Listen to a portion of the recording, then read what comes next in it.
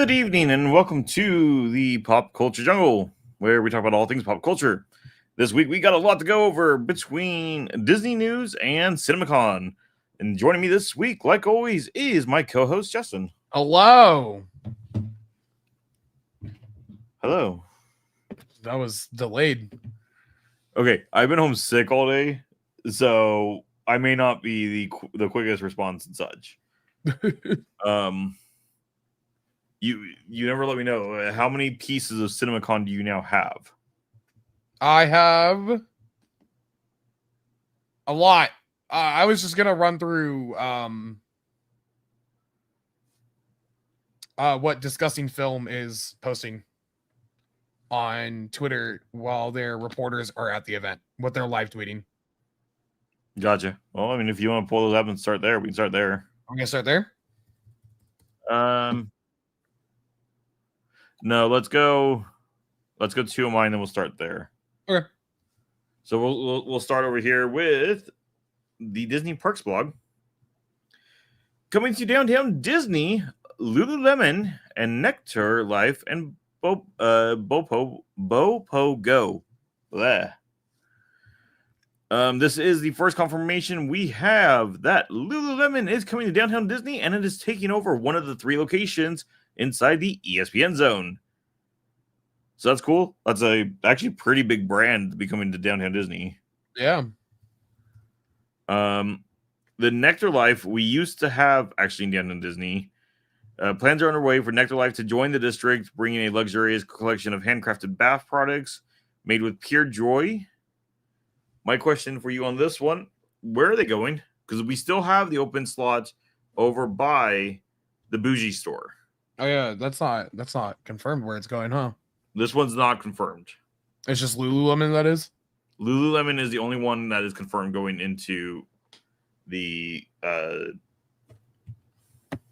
ESPN zone. Yeah. I don't think this is based on the sizing of ESPN zone's storefronts that are probably going to be in there, unless they're not using a second floor. I see this maybe going over there by the Bougie store because of how small like products this would be. Mm-hmm. Let's see. How up to date is this map? Of what? Downtown Disney. Not at all. What are you trying to do? I was just trying to see where it would go. Because there's only stuff at that far end of the district that's not filled yet. Yeah. Wow, all these maps suck. I mean, this is technically so this is technically not a current map because this is construction here. Mm-hmm. But we do have D-Lander shop here. Yeah. And then there is 2 suites right here. Yes. And these suites are still empty. Yes. Else, ESPN zone is going to be 3 more stores. So that's 5 locations it could go to. We know going in this, Tortilla Joe's is the new restaurants. Mm-hmm. Splitsville, Jazz Kitchen's full. This whole side is currently full. This is all now the sweet shop. This whole side is full. Unless it's bumping somebody from one of these other buildings. There's nowhere else over here to go. Yeah.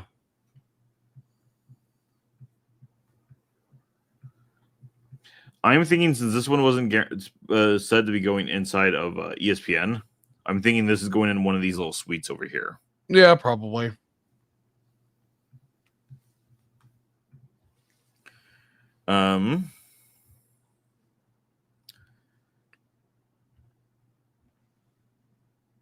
Because also just looking at the suite size, this is a small store. Yeah. The new downtown Disney location will feature a custom blending bar to create personal fragrances. Downtown Disney will also be Nectar's first location with customization bar. Yeah, but there's nothing stating more where it is. Okay. And then Bopo Go. Boba drinks and more coming to downtown Disney. Okay. Bopo Go is a new cafe concept being planned expressly for downtown Disney, brought to life by Eric Wong and Philip Wong, co-owners of Bopo Mofo Cafe.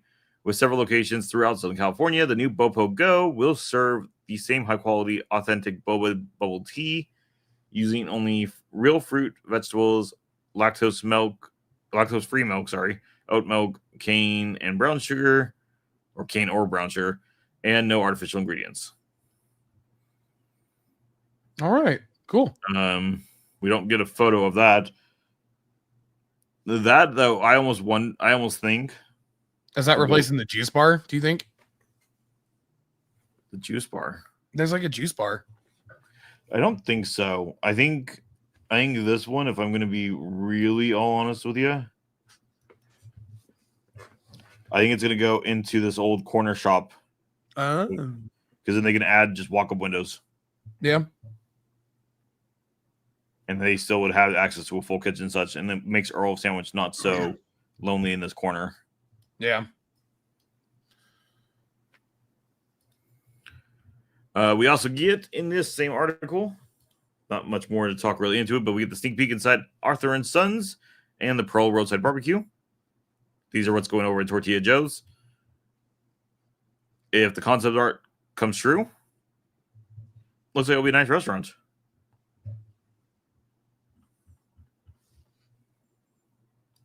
Cool. Any other thoughts, inputs, concerns? No.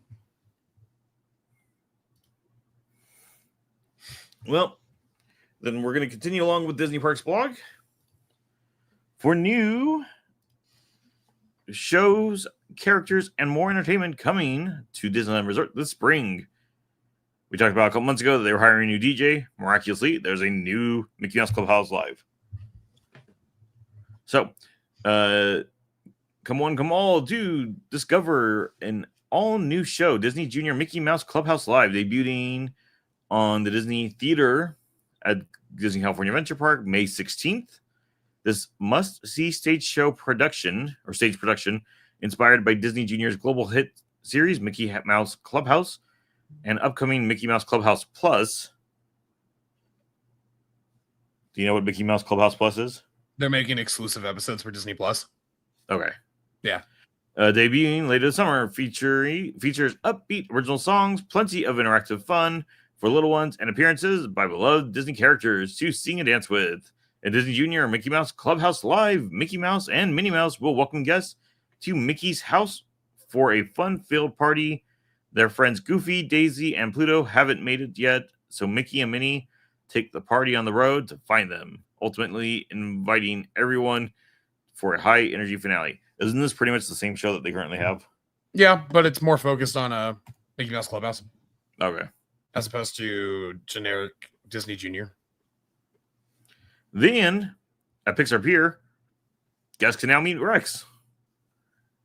From first photos to forever memories, in honor of the 30th anniversary of Pixar Animation Studios film franchise Toy Story, Rex will make his debut at Pixar Pier in California Adventure for a limited time beginning June 1st, 2025. Capture the fun as you meet one of the most lovable toys of the bunch in a camera-ready magical moment. Cool. He looks kind of creepy. It looks good, though. I'm not sure about the arms. Yeah. Everything else looks good. Yeah. We'll see how well it translates. Well, I believe Rex has been already in Florida, so this is probably just Wait, that. really? I believe so. I believe they've done him before over there. So it's probably just that one. So this is probably actually just a live picture of it.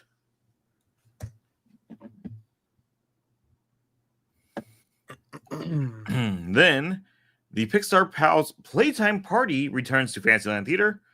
Ready, set, play. The magical young family experiences continue with the high-energy Pixar Pal Playtime Party, returning to Fantasyland Theater in Disneyland Park for a limited time beginning May 23rd, 2025.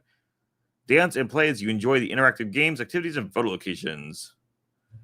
Side tangent. Last night we were filming and we were discussing rumors we've heard. I don't think this article is going to go into it about potential Return of Maleficent Dragon. It's not going to touch that. I'm just going to touch into the rumor of it because Yeah. you were bringing up and asking Niv in it if we had gotten before like the 60th any really random all of a sudden show updates or whatnot.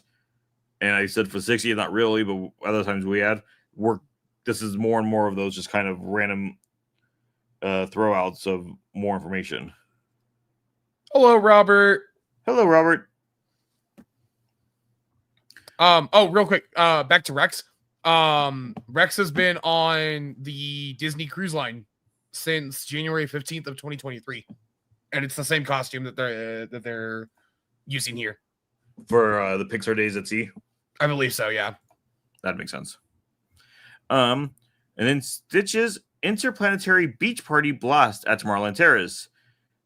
In a mood to Guru, families can dive into the interactive Stitch Interplanetary Beach Party Blast for a tidal wave of galactic good fun. Stitch throws a space adventure filled with his favorite tunes, dance moves, and surprises for all to enjoy, beginning May 23rd. Jamie and I actually watched this one time. It's cute. Oh, this is returning? I believe so. I believe it was a summer event they did a couple years ago. Okay. And then that's just going into specials and such. Okay, cool. What is this next one? All right, the next one involves CinemaCon, so I'll let you kick that off. Okay. Let's do this. Is that on the right tab? No. Ooh, wrong button. What happened to you? Am I sharing? I am sharing. Okay. All right. So CinemaCon kicked off. If I am remembering this right, let me just confirm. Yes. Yeah. Sony was the first to hold their presentation. And beforehand, we got a couple new posters. Almost everything we're going to be talking about here for CinemaCon is going to be coming from Discussing Film over on X. So we got a couple new posters for some of their movies that are coming out this year. That's cool.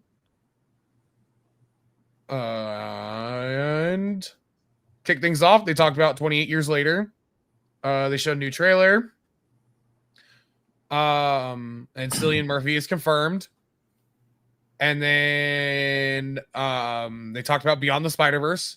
Now it's bigger and bolder than the previous two, with an entire team working on new animation techniques, which that's pretty cool.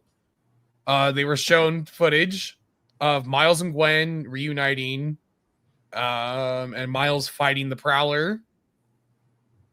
That's spoilers for you. They talked about caught stealing, never heard of it.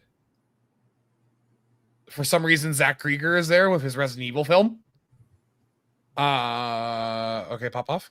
Is there a new Resident Evil going into production? Yeah. Huh. Yep. Did it just reboot of the franchise? I have no idea. No. Well, here are some stills from Beyond the Spider-Verse. All right. Another one. Of course, I'm going to touch on that because it's me. Beyond is the next one? Beyond is the third one, yes. Okay. You still need to watch the second one. I do still need to watch the second one.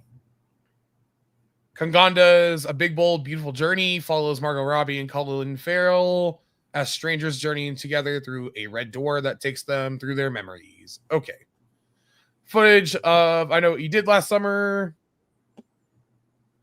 Godzilla -1 is moving forward with his first English film, Grand Gear. J.J. Abrams is producing. All right, pop off. The guy that directed Jumanji 2 is returning for 3. I don't know if he did the first one or not. We got our first poster for the Chainsaw Man movie that comes out in theaters this October. And then Spider-Man 4 is titled Spider-Man Brand New Day. You've probably already seen this already. I don't care. Look at it some more. Soak it in, George. You soaking it in? Yeah, it's a bad name. I love Spider-Man.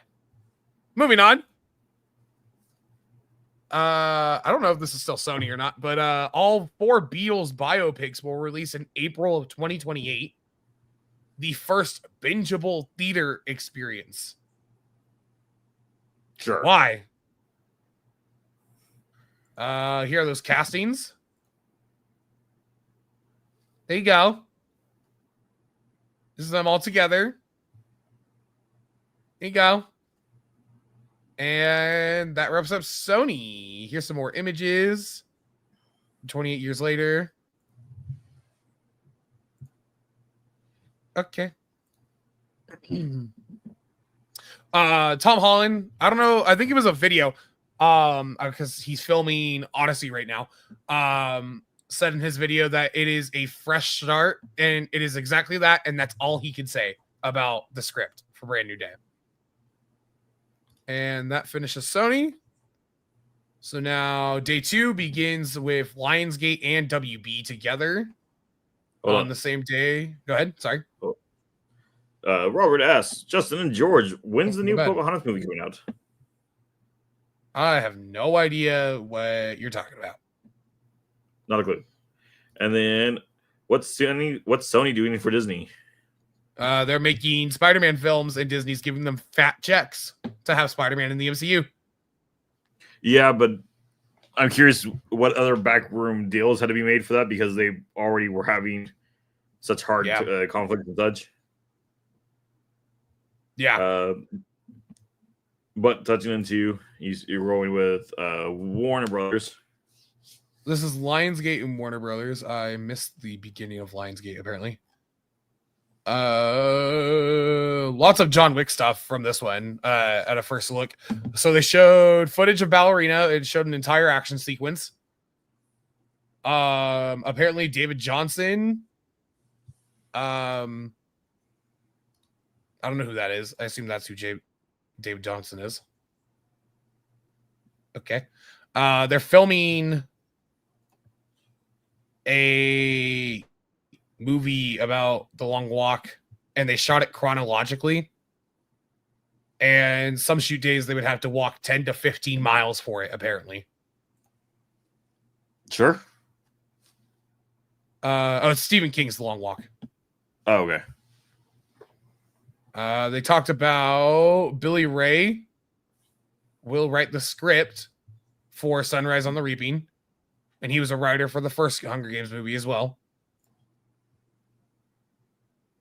Whoever that is. That's not Billy Ray, I'm trying to think of the for Sunrise. So I have read Sunrise. I think if Sunrise is shot and the screenplay is set up like the first movie, I think we'll be in a good spot. Okay. My only thing is I hope I'm okay with shaky cam if you're not doing it excessively. So I hope we back off a little bit of shaky cam with it, but that might be a good pairing. What? That was my issue with the first film, was it's entirely filmed on like a camcorder. I get where they're coming from, because they're trying to show the chaoticness of the games. Yeah. But it's too shaky. I'm not even going to try to pronounce Luca's last name. Confirms that they are actively working on a new American Psycho movie. Talks are ongoing with actors for the lead, which, hell yeah, I'm excited for that. A John Wick prequel anime movie is in the works. It's going to be directed by Shannon Tyndall, who directed Kubo and the Two Strings, which did that win an Academy Award, George? Which one? Kubo and the Two Strings? I don't believe so. I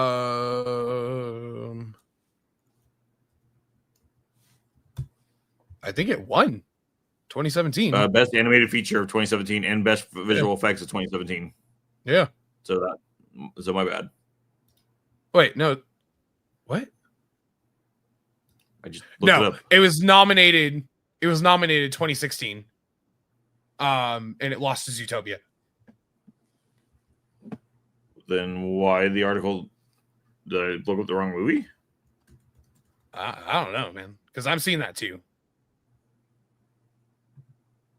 Because when you go to the wiki, or okay, you got to remember the wikis are not anybody can edit the wiki. Okay, but Zootopia won. I know Zootopia won.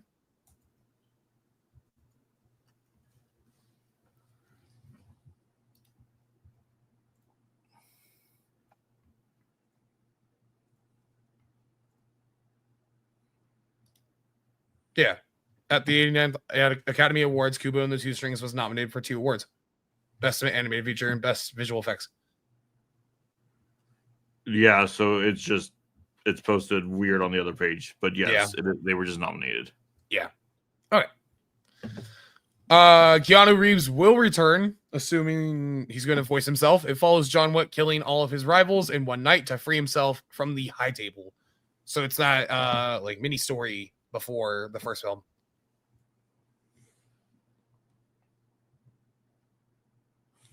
All right, sneeze. Okay. John Wick 5 is officially happening.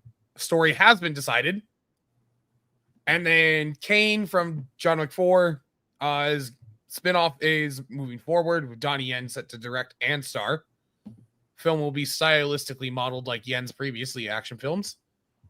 Good Fortune, shown at CinemaCon, first trailer, reveals Keanu Reeves as a budget guardian angel who tries to teach Aziz Ansari's character that wealth doesn't fix problems but fails. Here's your teaser. Oh my.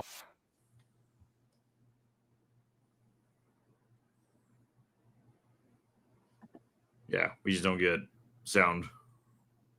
Oh, really? Because you're sharing the full screen, not tabs. Oh, okay.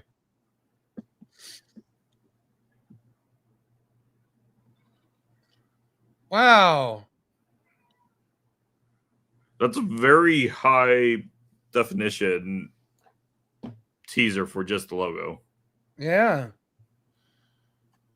Now You See Me 3 is titled Now You See Me, Now You Don't. I'm apparently a third movie coming out. There's a 4th film coming out, George. All right.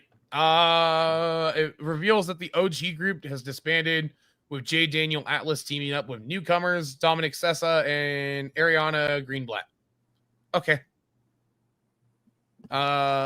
First trailer for Housemaid, shown at CinemaCon, reveals Sydney Sweeney as a live-in housemaid who is tormented by the couple she works for, played by Amanda Seyfried and Brandon Skilner. And I believe... Hurry Up Tomorrow got a new trailer. We're not going to touch on that because I don't want to be spoiled.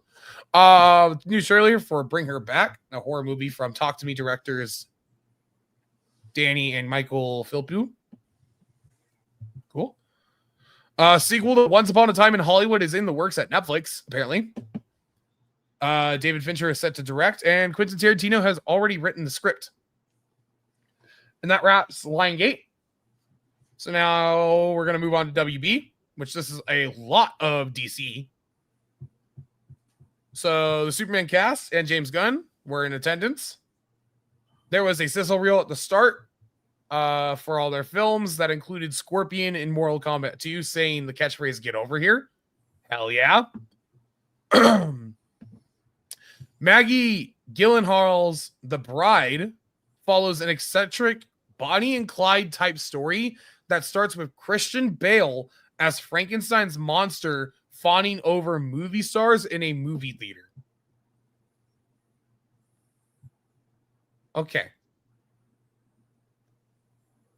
They were shown first footage. Conjuring Last Rites will follow the final case of the Warrens, making it the final film in the mainline franchise. I'm surprised they're still going on with The Conjuring. Yeah. There was a new clip from Final Destination Bloodlines. Some more stuff. Barbarian director Zach Krieger's new horror film, Weapons, follows a town where an entire classroom of children disappear one night without a trace. They were shown the first 10 minutes of F1. And then Dynamic Duo uses purely puppetry animation with beautiful cinematography in a brief CinemaCon footage. I have no idea what this movie's about. Or what they mean by puppetry animation.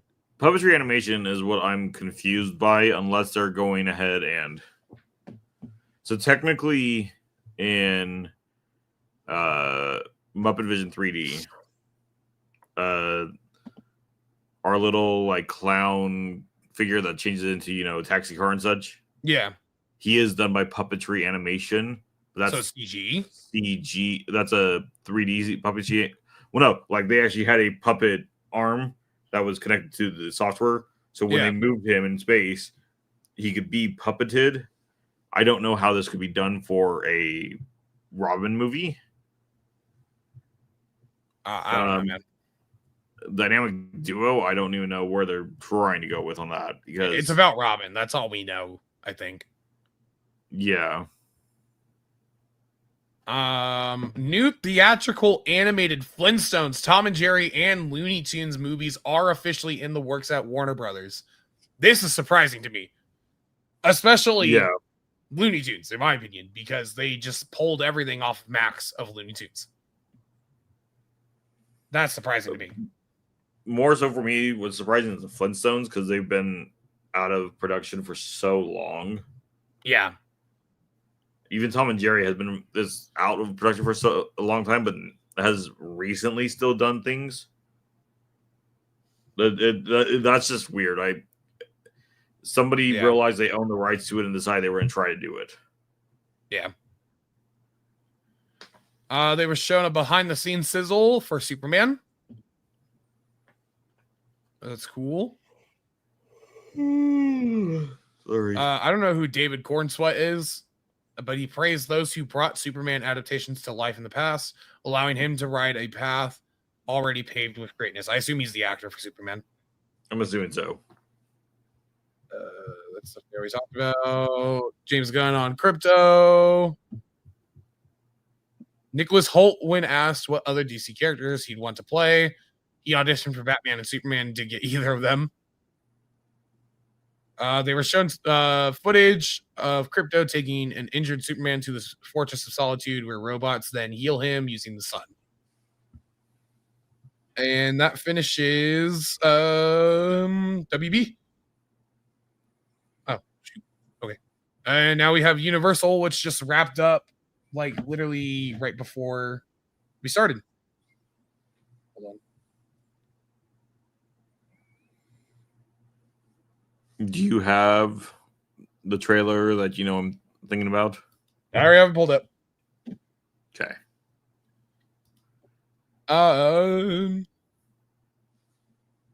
So there were posters for Jurassic World.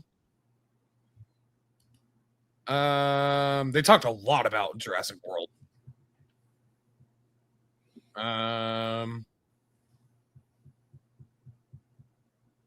Talked a lot about Jurassic World.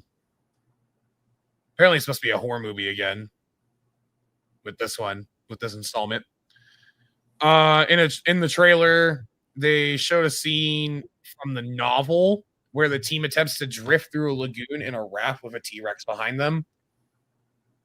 They were shown a new trailer from The Bad Guys 2, which shows the bad girls trying to steal a rocket ship while the bad guys attempt to sabotage their plans to maintain their good image. I'm so excited for this movie. A live-action remake of How to Train Your Dragon 2 is in the works, George.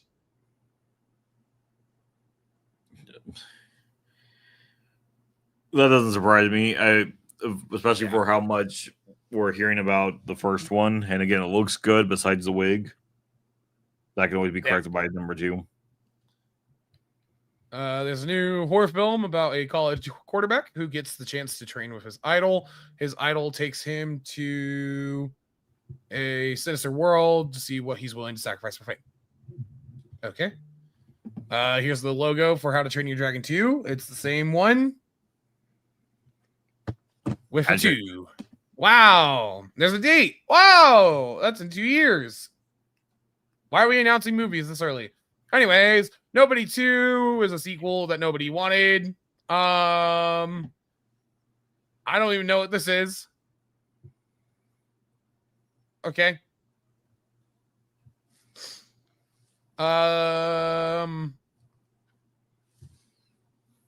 For Caesar for Begonia. All right. Jason Blum was on stage dressed as Freddy Fazbear, George. That's amazing. So of course they opened with the FNAF 2 teaser.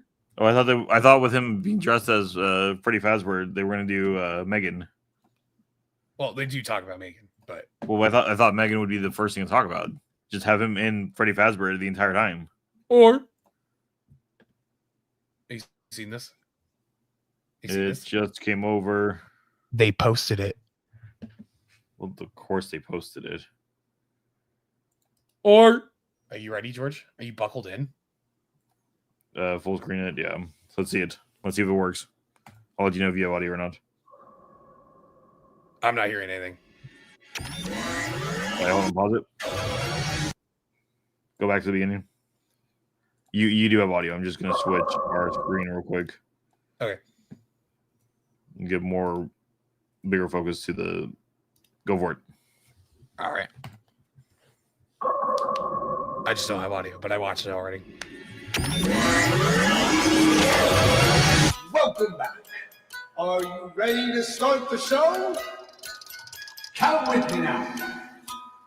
5, 4, December. 3, Yeah, They're out there, man. weird. 2, Where? 1. Everywhere.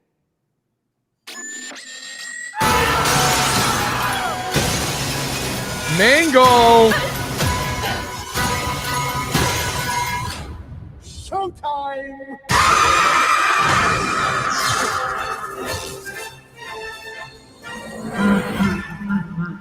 Run it back again for me. Where do you want to go? Go just to the start of the actual like action of. That's fine. Yeah, the start is fine. Okay. I mean, this one's definitely leaning on Welcome back. the horror Are film. you ready to Oh, start yeah. the show? Count with me now. 5, 4, Right. Go on pause. They're out there. Yep. Left arrow like 3 times. I'm trying to get the picture of the reflection of the Pizzaplex. This one? That's the original location because that's a new marquee. I should say this is not a I don't know what I'm saying. This is not the same because the first movie only had Freddy. No. Yeah, that's And what I these was. these are toy designs as well. Yeah, that's what I was triple checking on this. But 5, 4, go back again. Oop.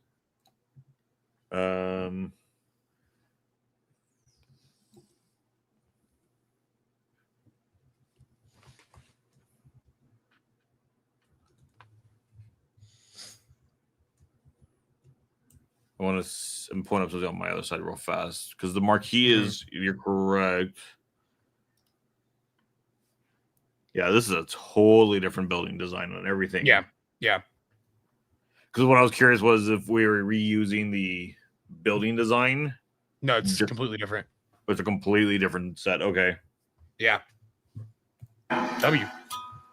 5, 4, Going to fix my friend. They're out there, Mike. 2, Where? Yeah, that you knew exactly what scene I.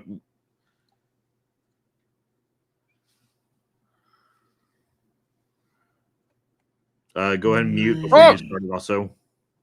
Oh yeah. Because now we're gonna mess with audio sound. Is that Hippo? No, it's Bonnie. Oh, you're right. You're right. Yeah. You're right. It's we're This coming is at. nose. Yeah, I caught it on after we called it off. I thought it was the cat at first from that game. And then this is Chica. You can tell by the eyelashes. And then here's your beak. Give me 25%. Ah! Okay, well, actually, you're fine. You paused it there. Is this a school? Yep. Why a school? From what they were told at CinemaCon and what you see later in the trailer, it's more so like the toys are on the loose.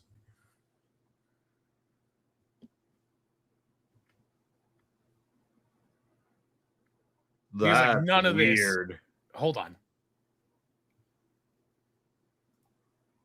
Who are you? Is that Yeah, who I think it is? Who are you thinking? Is that Matthew Lillard? It can't be. At this, he's been. Unless it's a flashback. True. I gotta remember that we could be having flashbacks and such. Balloon Boy. That's Mangle, bro. That is Mangle. That's Mangle. That yeah. Oh that's, yeah, that's dude. 100% mangled. Oh yeah. And this is, I'd assume, Mangle as well.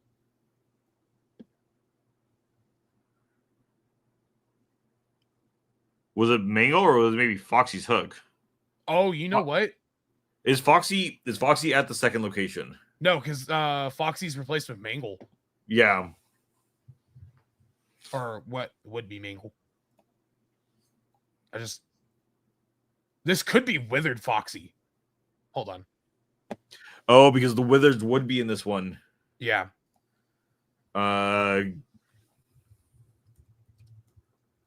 Withered Foxy.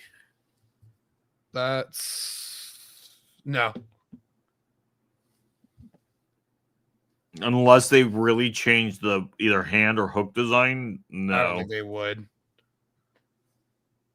Or I mean, we might be getting just a bad angle. We might be seeing just the back end of the fat part of the hook, but I don't think so. Mm-hmm. I had to pull it up on my side just to triple check what he looked like. I think it's Mangle. Oh, you know what? Yeah, it is. It is. Oh yeah, it's one of his sidearms. I always It's one of forget the he has arms. the weird nub sidearms. Yeah. Okay, moving on. Abby looks significantly older. It has been, 2 years? Yeah, I was thinking the same thing.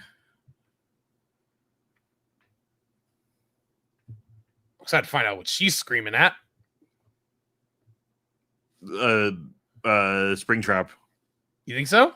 100%. I think that's not so. Vanessa. Oh yeah, it is. 100%. I think that's one of our Springtrap scenes. I love the fact that we only get a quick look of Springtrap's hand in this trailer. Betty. We don't see Springtrap. What are you talking about?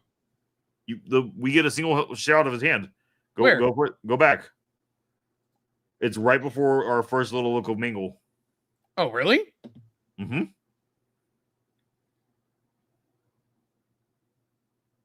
Because he picks up the knife. No, that's Sheikah.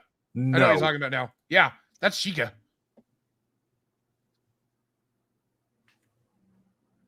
This is Bonnie with a screwdriver, right? No, because that's Springtrap. Those are the metal knuckles breaking through. Because Chica does not have in any of her designs. Chica never has knuckle designs over her hands.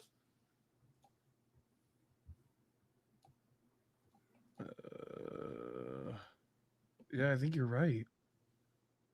We get just a little glimpse of Springtrap because he should be still active at this point. Yeah, I think you're right.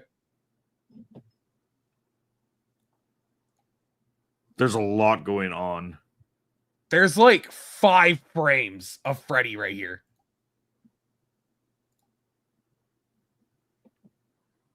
Dude, you can see his endo through his teeth. Oh my God. They cooked. And then why does somebody have a cupcake. suburb. Everybody's dressed up because like they're dressed up as Bonnie back here, and then she's dressed up as Chica, and then there's a Foxy back here and right here. This is like a festival because this is outside on a street. This is not going to be one of the fall festivals, is it? I don't know what the hell you're talking about. There's not a fall festival during number 2. I don't know what you're talking about. No.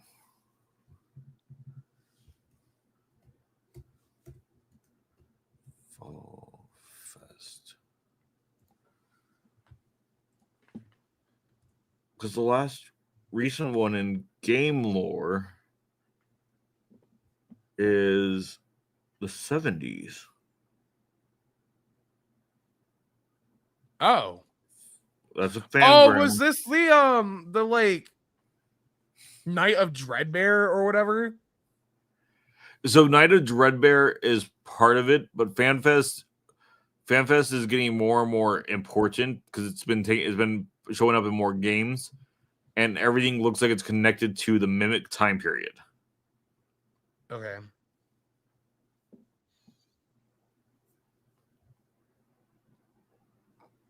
Oh, like the original, like before the restaurants.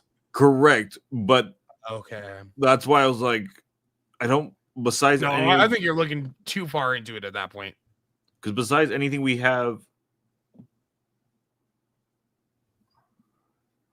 I would keep your thoughts and theories within FNAF 2. do you remember what year FNAF 2 takes place in? I can look it up real fast. Yeah.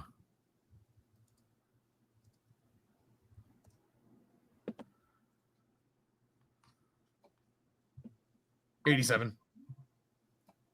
87. Oh, they both take place in '87.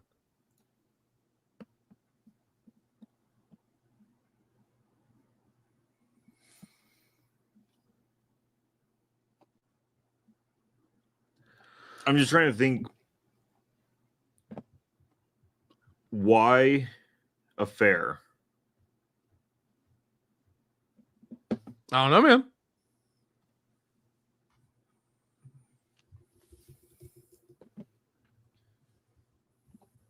I think that's it. I don't think there's anything else, though.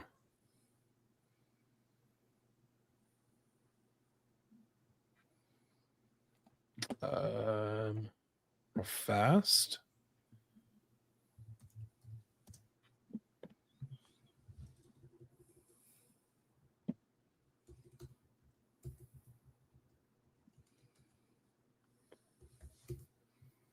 Yeah, same director.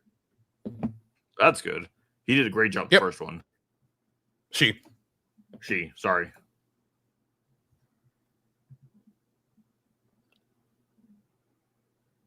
Yeah, cool. All right. That finishes FNAF. Or Now, wait, hold on. So apparently, it sounds like and I hate having to step into this way of it. The DLC for Night of the Dreadbear, Mm-hmm. the banners is for Fall Fest 83. Okay. So it might be Fall Fest. It just might be a few years since it happened and maybe a little flashback of it. But it might be Fall Fest. Kevin said... Davis, real fast. Okay. Yep. Yeah. Universal Pictures film slate this year isn't strong. Box office hit films: Jurassic Park Rebirth, Wicked for Good. Yeah, for Universal directly, I didn't see much in there. I think Jurassic Park is going to help them. I don't know if it's going to be enough for it. Wicked is going to do well because it's Wicked. And then Blumhouse. I think a lot of their Blumhouse slate this year is really good because we're getting FNAF, we're getting Megan, we're getting Black Phone 2. Well, what's the? Do we know the budget of the new FNAF? Or let's even look at the last one. FNAF movie budget was 20 million. Yeah. Well, The they always make numbers- their movies on the cheap. Reportedly, the budget for 2 is around 51 million, which is nothing.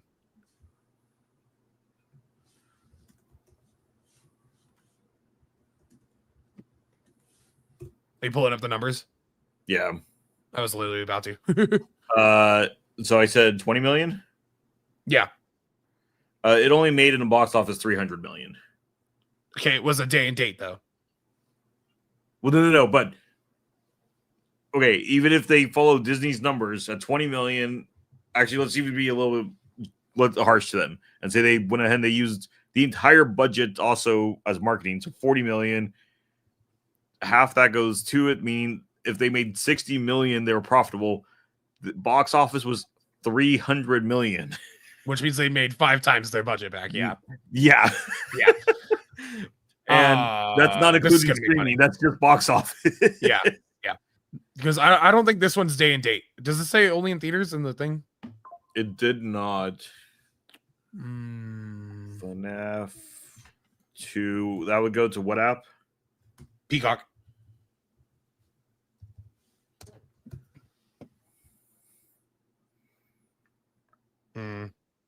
Yeah. According to AI, it is only listed to be hitting theaters December 5th. Which I believe the announcement for the first movie also said day and date for Peacock. And on February 25th, the first movie left Peacock. Yeah. So, because I think it's on Paramount now.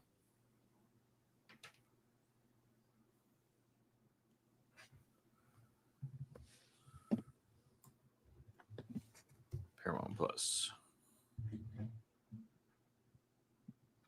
Again, AI hit theaters December 5th and is not expected to be on Paramount Plus at that time. Oh, okay.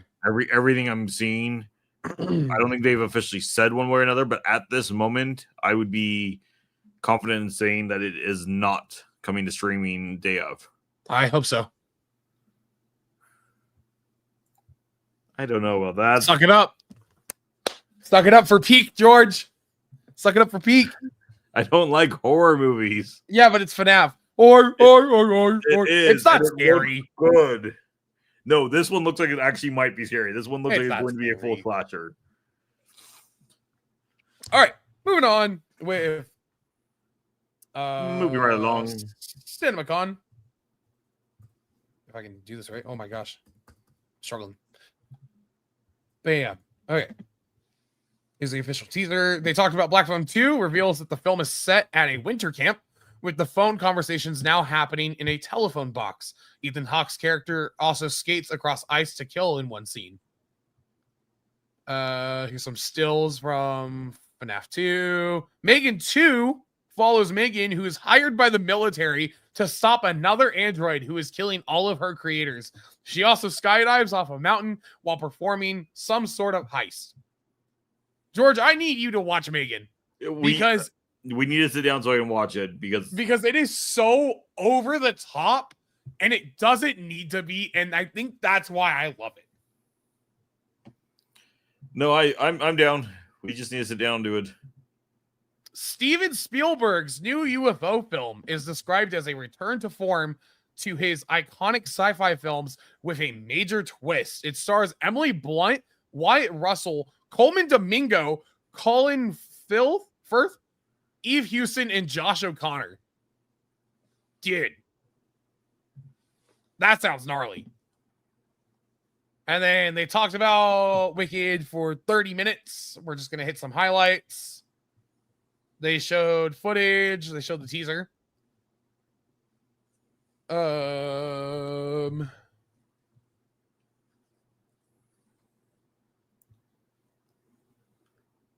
I don't really want to get into details here. Let me just refresh to make sure that's everything. Yeah, I don't know what more of Wicked. Yep, that's all. I'm surprised that they're giving the second half a full movie because the second half is supposed to be shorter. But we did hear that the rumor was Cynthia Erivo was getting a new original song for the movie in it. So we'll see how that all goes. Yeah. Overall, we're still not done with CinemaCon. We still have Disney tomorrow. Disney is tomorrow. Let me pull up the schedule because I took a picture of it last night on my phone.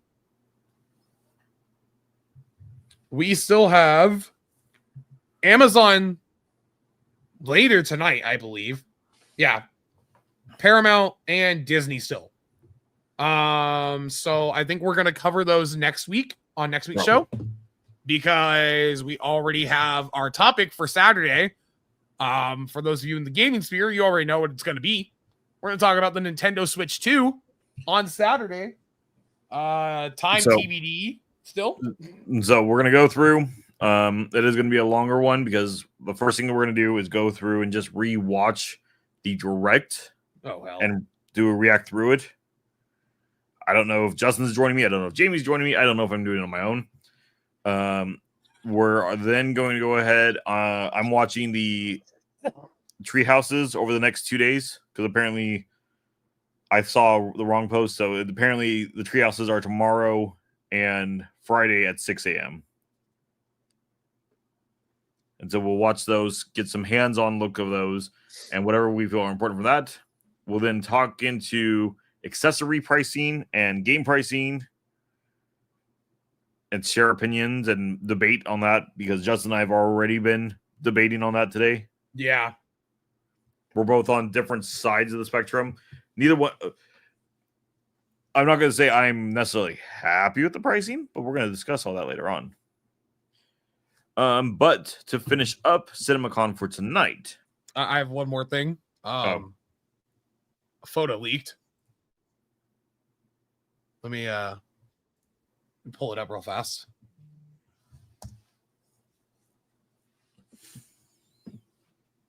What is this in regards to? Universal.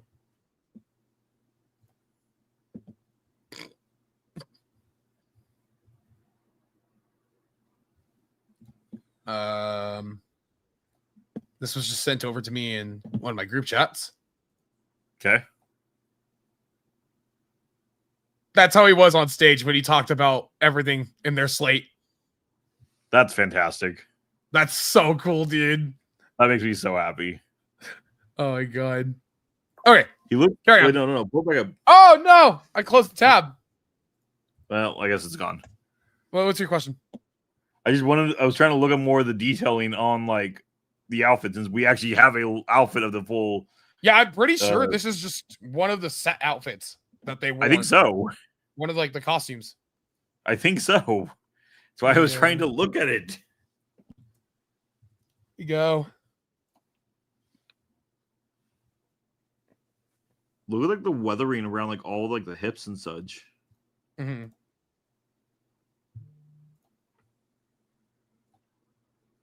Which is interesting because the toy animatronics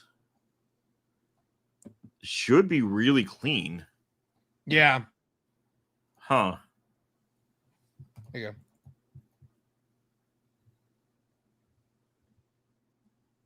go. Okay.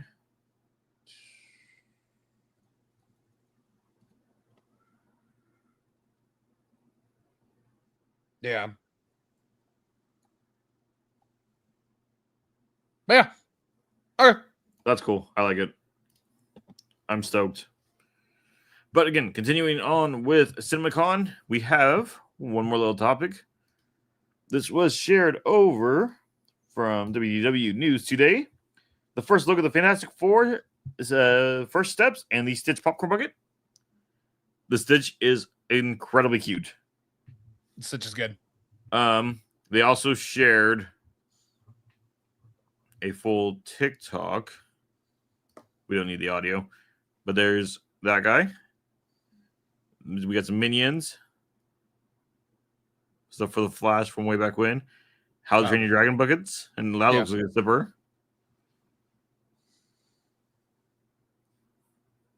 All right, cool. Yeah. I'm Just- thinking it. Yeah, see straight. Anywho, going over to Pirates and Princesses. YouTube could beat Disney as the biggest media company in the world. I guess. So, according to the Business Insider, the shift might even happen this year. Morfest Nathan, analyst Michael Nathan predicts that YouTube will soon beat out Disney. So, total revenue for 2024 is YouTube versus Disney Media, other revenues, and advertising. Okay.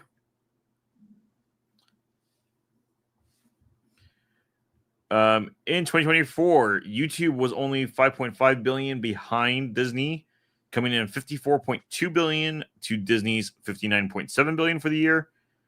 They further predict that YouTube TV will soon beat out the competition to become the biggest provider in the country by 2026. It's also interesting to note that as far as total revenue, Disney Media is ahead of Netflix, even though Netflix has more subscribers. Because this is not talking just streaming services. This is talking the companies as a whole on the media aspects. Okay.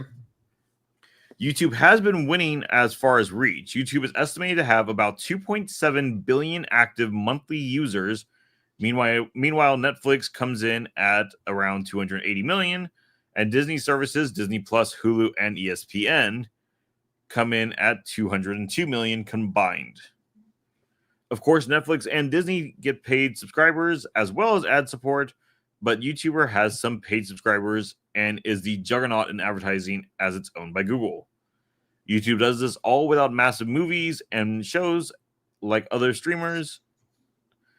It's mostly user-generated content in exchange for ad rate sharing.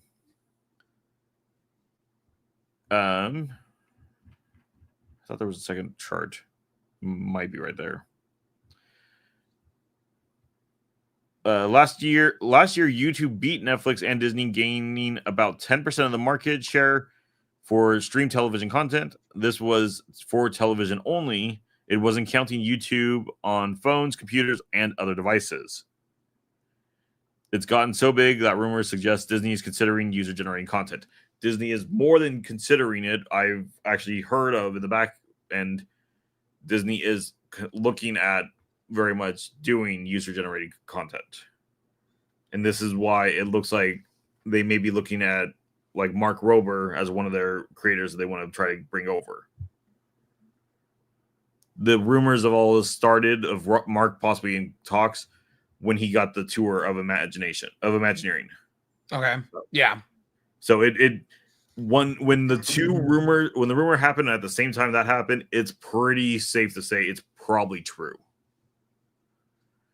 But being that we are talking about the numbers and we are talking about movies, Pirates and Princesses has an article on Snow White because we're almost out of the run where we can stop talking about Snow White.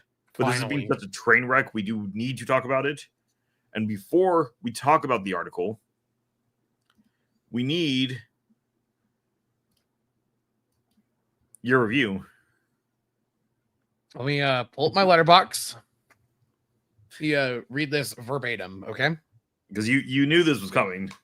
Yeah. From my personal letterbox account. I can't say that word on stream. Correct. This stuff is boring. 1 star for Hi Ho. Minus half a star for watered down silly song. L movie.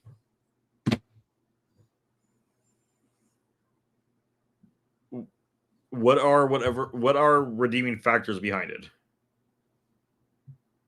Hi Ho's cool. Yeah. Acting through the movie.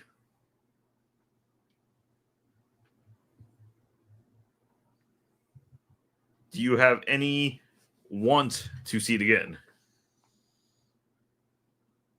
I'm thankful I didn't pay for my ticket. That's fair. And your score?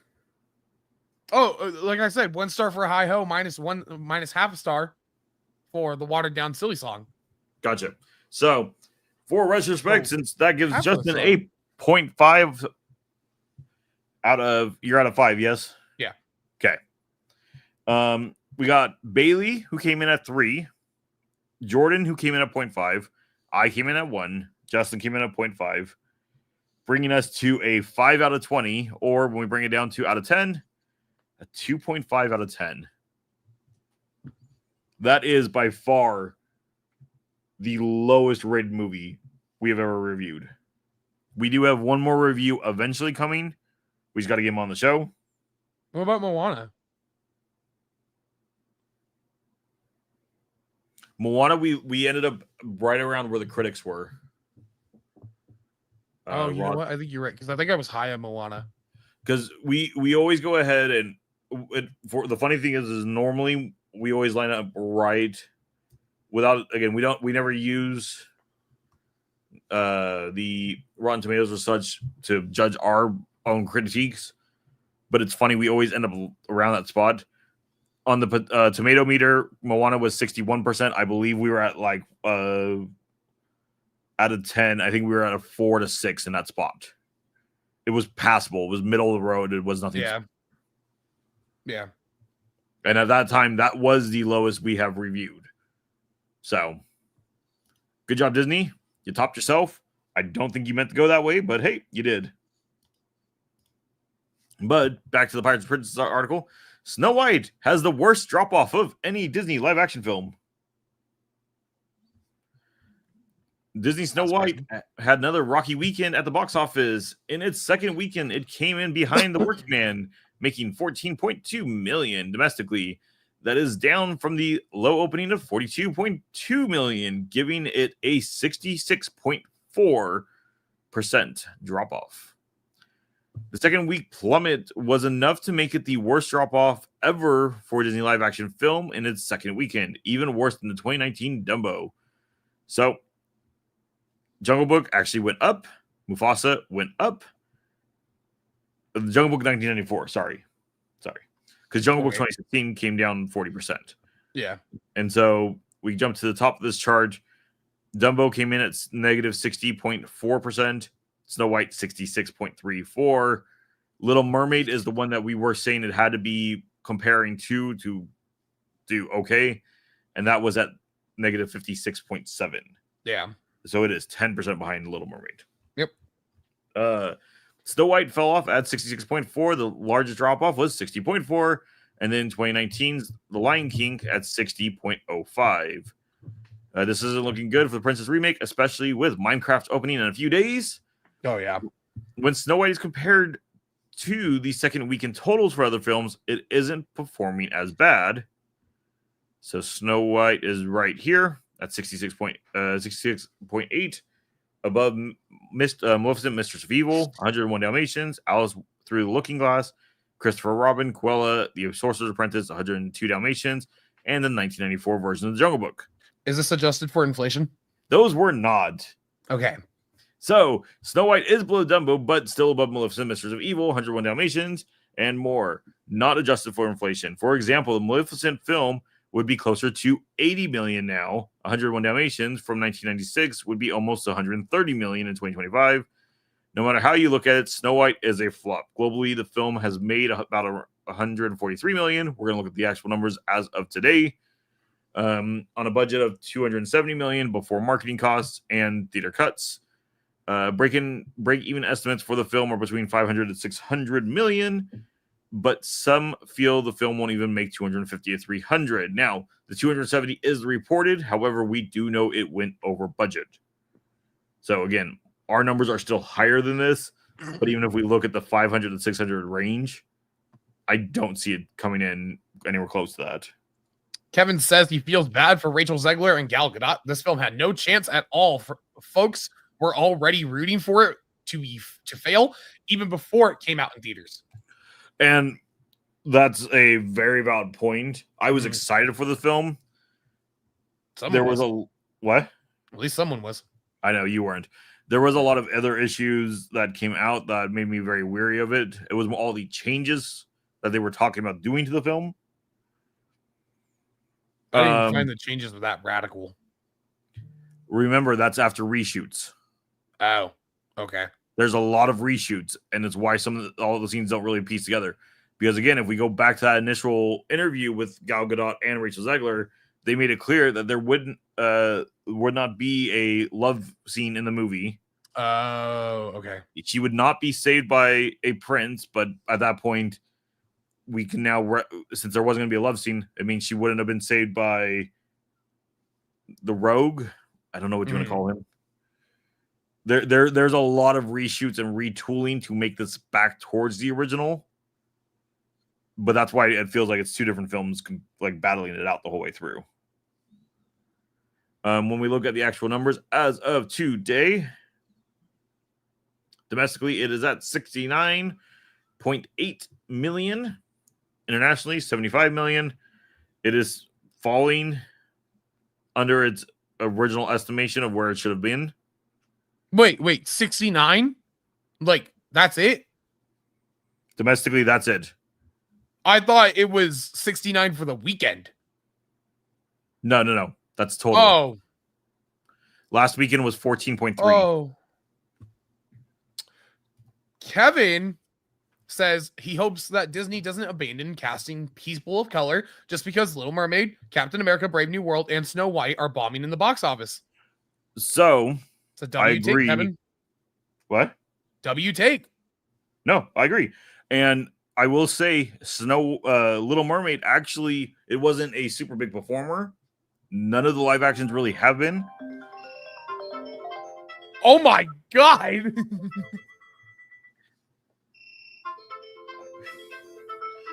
Can you hear that one?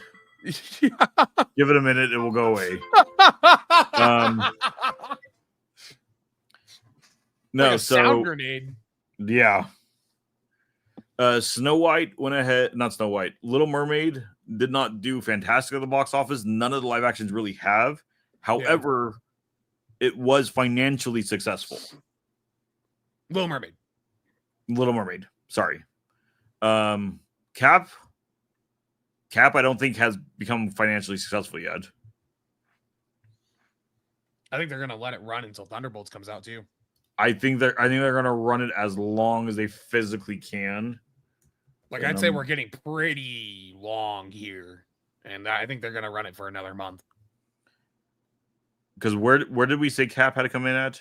Like 7? Yeah, 7 or 8. I believe. No, it was 7 because Snow White was 8. And Cap is currently at 409. Yeah. So Cap is going to be a financial bomb. Yeah, it's underperforming. It's way under. Yeah. What's their drop off comparatively though? For the first weekend, about 68%. We're down to 27.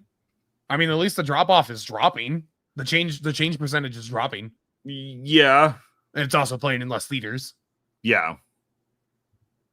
So I don't know. I mean, Snow White, it's not at this point, whatever backlash was coming out because of Zegler and Gadot, I think is over. Yeah, I think that's all over. The people that aren't going and seeing it now are the ones that are seeing the reviews of everybody who are talking about how just bad the writing is in general. Hop back to that Captain America screen. I wanted to, because if you go to rank, it actually was where you were worldwide or weekend, sorry, down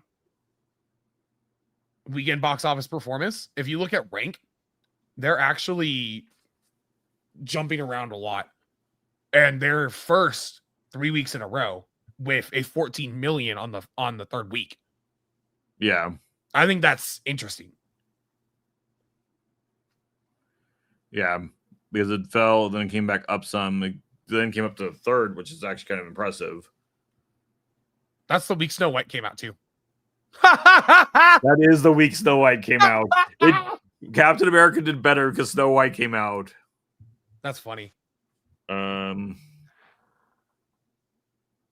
and this week Snow White fell second. What came out this week besides? It's behind. It's right here. The Working Man. Working Man. Right. That was in the article. And I've never even heard of this movie.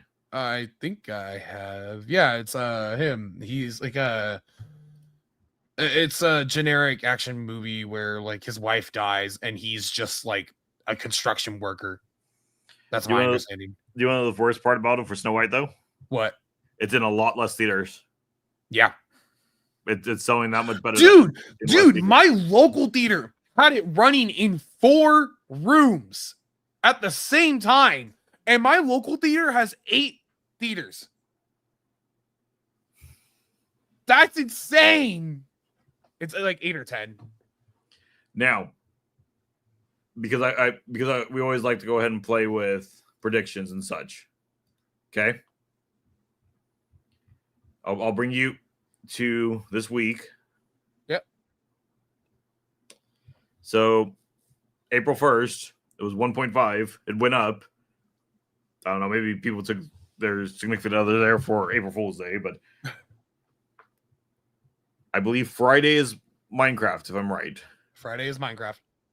Actually, technically tomorrow. Where does this end up at on Monday? Oh, it's third or lower. I think Minecraft is going to get butts and seats. Does Snow White break $1 million each day this weekend?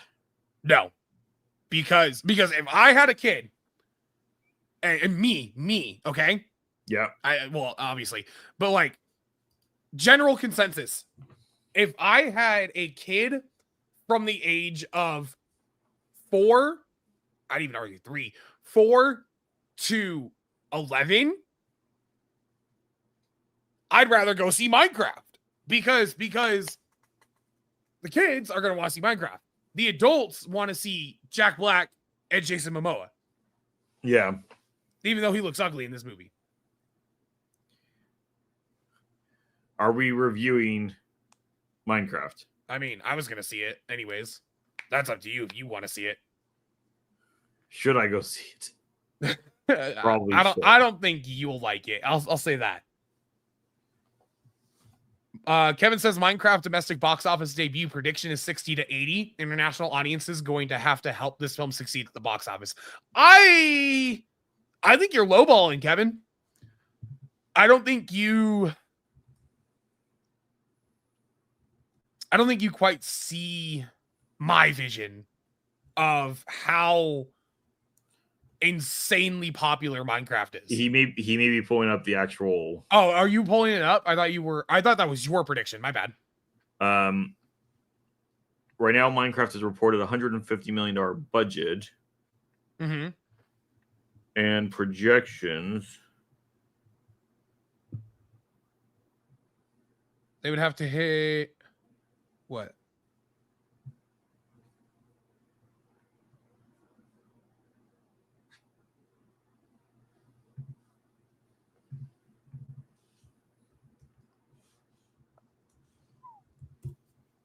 $150, half marketing, it's $225.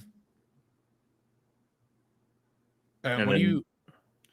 It's if they follow the same one most companies do, it would be $150. Yep.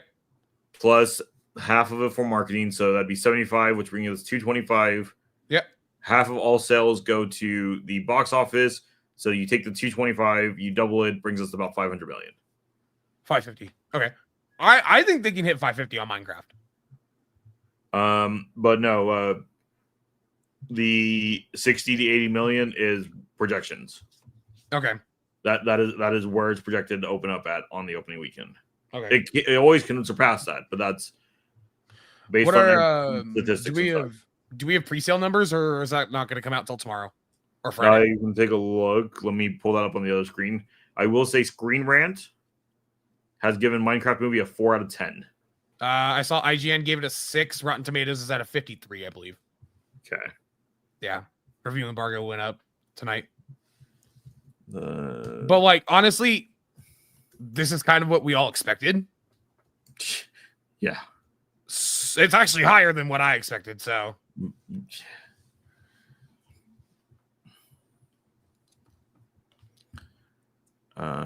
Box office. Yeah, no, there's no pre-sales or anything listed yet. Okay.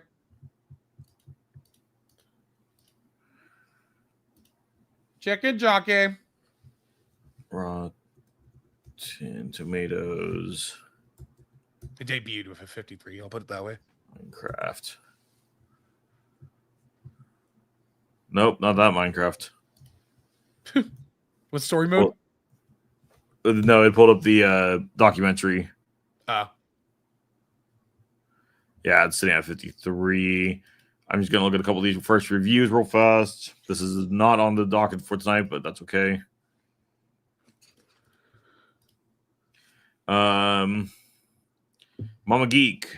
While this movie feels like a chaotic mess that only focuses on Jack Black and Jason Momoa being ridiculous and clearly having a blast while doing so, it isn't for me. My Minecraft loving kids. I had the best time, which is what the studio set out to do. Trey Saucer Awards Watch. Pointless isn't a bad word to describe most of a Minecraft movie, as even within its broad, family accessible margins, it feels like a real dearth of consequence. Travis Hobson of Punch Drunk Critics. A Minecraft movie accomplishes the feat of capturing the, quote, anything can happen, end quote, spirit of the game. And we'll go one more down to our top critic here, Amy Nicholson. Hess's take on Minecraft is essentially a meth head version Meathead. of a meathead. Oh, no. Yeah, meathead. Yeah, meathead. You're right. I missed the A. Version of the Wizard of Oz. 4 ragtag Idaho acquaintances blunder into the overworld and beg Jack Black's wizard bearded blowhard for help returning home. Yes, Toto, there's a Cubist dog too. All right. So it's about what I expected. Are you going to give an actual number to your score? No? No. Why would you? It's about what I'm expecting, yeah. Hold on. There's a 1 out of 5, and I'm always curious when we're talking something so low. Yeah. This is a new... this is Ryan Gurr from Discussing Films. This is a new low for modern video game adaptations, being painfully unfunny and simply ugly to look at with uncanny CGI.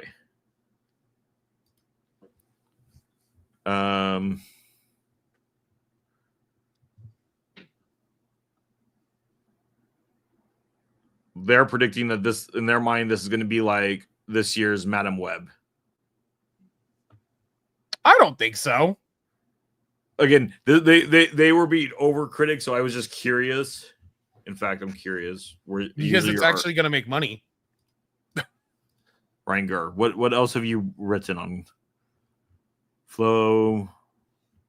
Any of which that we've actually seen before? No, you have never reviewed a film that we've actually watched before. Because I was trying to find one that you and I have compared before just to see if he was being overly critical. Mm-hmm. Okay. But potentially good news coming from Walt Disney World. Walt Disney World, good news. This is first coming from, we're going over to Twitter. Disney Glimpse. Breaking news. This was on March 31st. Bags Inc., the company that originally facilitated luggage logistics for Disney's Magical Express, has opened several new job positions to serve Walt Disney World Resort. Now, way back when Magical Express did go ahead and get canceled, this happened during COVID. It's because Bags Inc. actually had to file for bankruptcy. Mm. Them now hiring is an interesting sign. Yeah. Well, what's also interesting, over at WDW News today, Walt Disney World is testing the return of resort airline check-in services for guests. Good.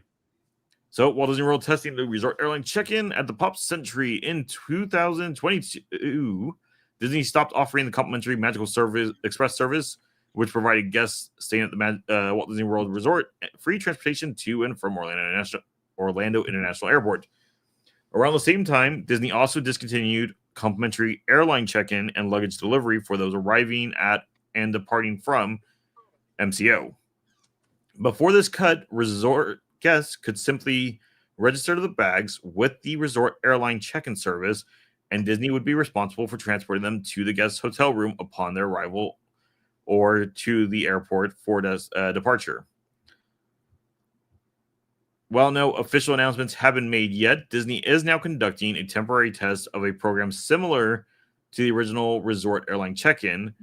This test is currently taking place at Disney's Pop Century Resort, although there is no information on whether the test will later expand to other resorts or how long it will last. Now, these are both really, really good things because Bags Inc. is the company that had the contracts set up with the bus line to transport guests to and from the hotels. Being that this is now in test also, and Bags Inc. is hiring staff again, I think we might be getting back to the free transportation of Magical Express. Hope so. Which is absolutely needed. Like, that Disney should have taken on the cost themselves as soon as that all went down. They didn't because the Walt Disney Company currently is cheap, but that's cool. Yeah. I don't think we had any other in that article. No.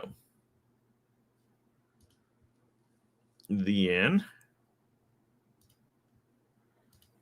This is coming from Discover Universal blog. Universal Orlando Resort launches a national Epic Universe portal tour in select cities this spring. So ahead of the highly anticipated opening of its fourth theme park, Universal Epic Universe, Universal Orlando, will launch the National Epic Universe portal tour across select cities this spring to give fans an exciting glimpse of the adventures that await the immersive new theme park. The tour will include stops in Atlanta, New York City, Philadelphia, and Chicago, and will bring a one-of-a-kind epic experience directly to fans. The centerpiece of the tour will be a gigantic 30-foot-tall Kronos, a replica of the icon of Universal Epic Universe, and the gateway that guests will enter to experience the theme park's 5 incredibly immersive worlds. This is cool. I mean, I don't get what it is, but cool. It's a travel show. Okay. So they're going to go around to these 4 cities and set up a full-on demonstration to give people hyped for the park. Okay. That's really all it is. I just thought it was kind of cool that it was going on. I'm really mad that it's coming nowhere close to us. Yep. Because if it was coming to LA, I'd be going to it. Yeah, because I could definitely put that in City Walk. It could go to City Walk. You know what? Here's what they need to do, okay? Here's what Universal needs to do. They need to rent out one of the halls of the Anaheim Convention Center for a weekend and put it right there across the street from Disneyland. Dude, they could just put it in one of the sound stages in Universal in Hollywood. Well, but then you're far. No. You go into I know. I know. But yes, no, it could go into one of the sound stages of Universal. At this point, again, this is only going through June 18th. Yeah. We may get an announcement that it's going to be moved as a temporary installation over here. Well, I don't think so because FanFest runs until, July? And then right after that, they have to deconstruct everything inside the sound stages and start building AJ-10. So, no, it wouldn't. True. That's the last of my articles. Oh, I got a big one. Okay. A Yap one. So, everybody, roll your mind backwards 7 days to Wednesday morning of last weekend. You wake up, hopefully before it starts at 8 a.m. when the Marvel Studios Twitter account posts announcement, and you open your phone and you see a live stream start, and it's in a warehouse, a soundstage, and you hear a loud buzzer, and there's a man out of focus that walks up and places down a set chair with the name Chris Hemsworth on the back. And then you sit there for 12 minutes and you hear Michael Giacchino's Fantastic Four theme play, and you hear another man walk up and set down a chair, and it says Vanessa Kirby. And then another 12 minutes goes by, and he does it again. And then another 12 minutes goes by, and he does it again for 5.5 hours. It's way too long. Yeah, it is too long. I'll be honest. Anyways, they had their cast announcement last week on Wednesday. Their first cast for Avengers Doomsday. Their first cast announcement. This is not everybody in the film, I believe. It could be, though. It could be. Anyways, we're going to take a look through that real fast. Shouldn't be fast. We're going to do this. Are you sharing or am I sharing? I'm sharing. Oh, I can't share a specific window. That's so lame. You can we're just gonna break down the video right here. Why not? I'm just gonna show you real fast. Why not just use the article I sent? Because I want to show you real fast. I'm gonna speed this up. This is too slow for me.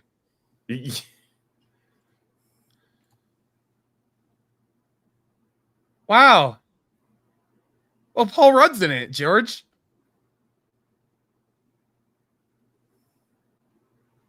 There's a reason I did not watch this.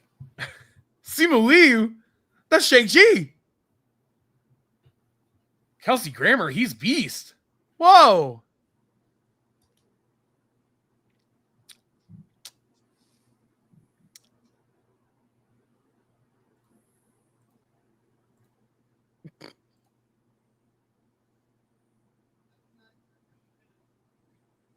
James Marsden, he's in Sonic. It's RDJ, and he shushed us, George. Look at all those people. Avengers Doomsday is now in production? Wow. All right, real quick. Kevin Davis, do you think Disney's going to show teaser trailer for Tron Ares, Predator Badlands, Zootopia 2, Avatar to the public at CinemaCon? Public? Tron, maybe. Tron, I think so, because from what I heard, the Tron trailer is actually done. Zootopia, maybe as well. When did the Zootopia's Moana November 2 teaser come out? Wasn't that D23? Which one? Moana 2? Yeah. Yeah, so I think we can definitely see. But D23 Zootopia is different compared. D23 is different compared to CinemaCon. I know. D23 is always a little bit more loose with it. Okay, comparatively, Moana 2 released in July, right? Mm-hmm.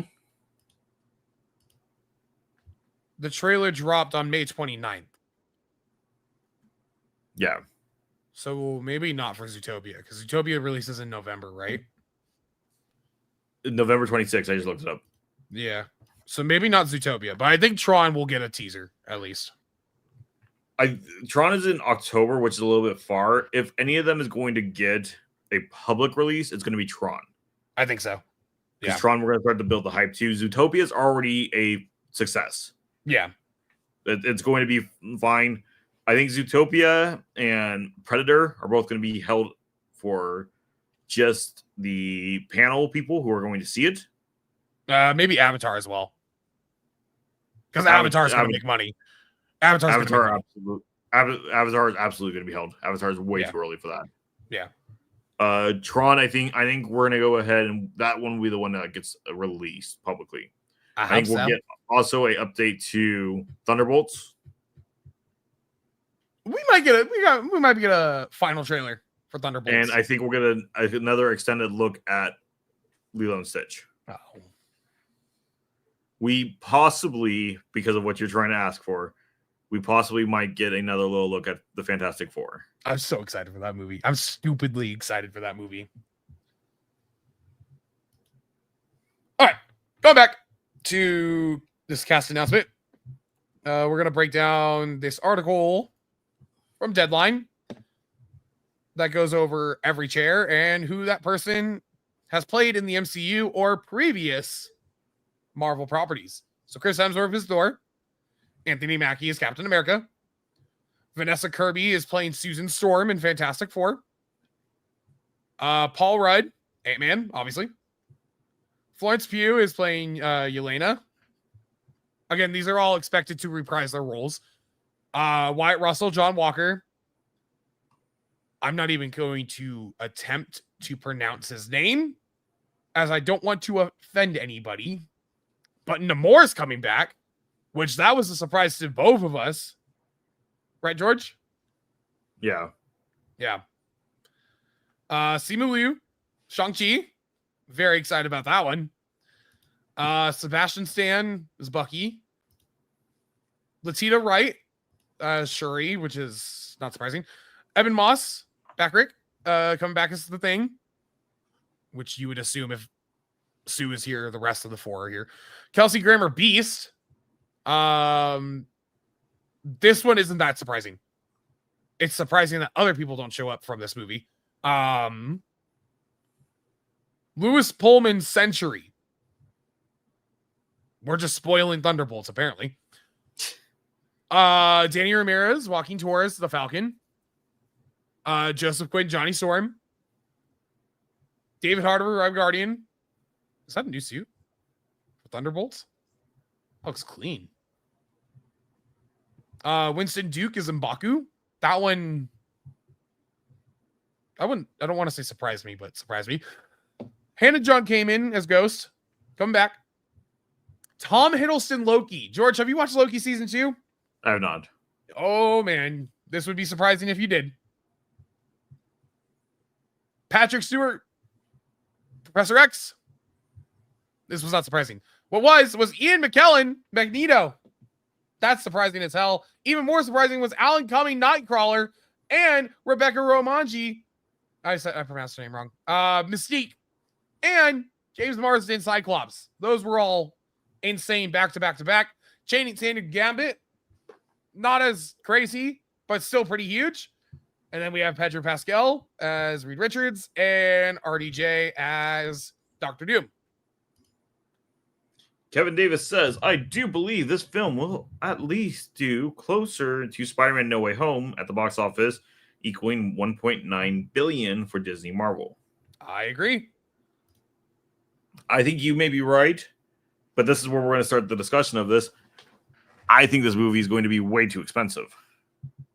I think this movie is going to cost $1 billion to shoot because of all the names you have listed there. No. Hold on. I want to see something real quick. Let's see.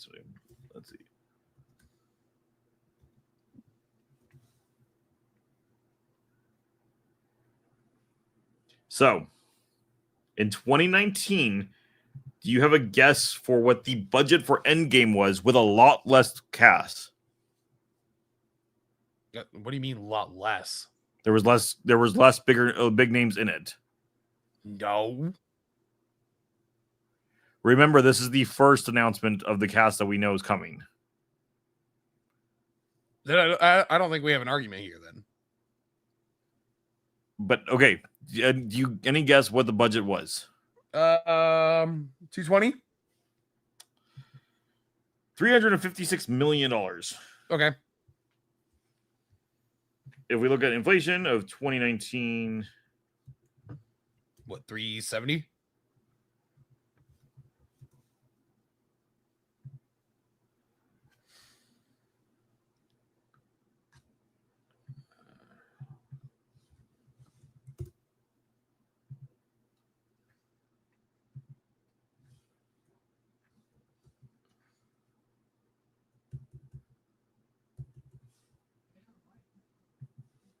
trying to double check that I have enough. All my zeros in the right spot. Yes, I do. I said 2019. Mm-hmm.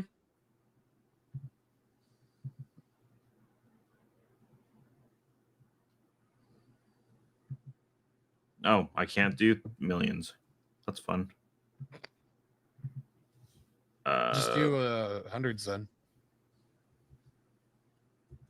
Yeah, we'll do 360,000. 360,000 would be 456,000 at this point. Oh wow, okay. That movie today would be $500 million to shoot if there's no reshoots or anything. And Kevin brings up that they are shooting this in England, which means that the budget isn't that huge for on set, unless Marvel Studios does reshoots. Yes, I believe Endgame. I believe Endgame was also on location as well. Actually, no. I think Endgame was in studio. Because that battleground sequence was all in a studio, as far as I'm aware. And same with Titan. Additional filming took place in Metro and downtown Atlanta areas, the state of New York, Scotland, and England. It was shot. Okay.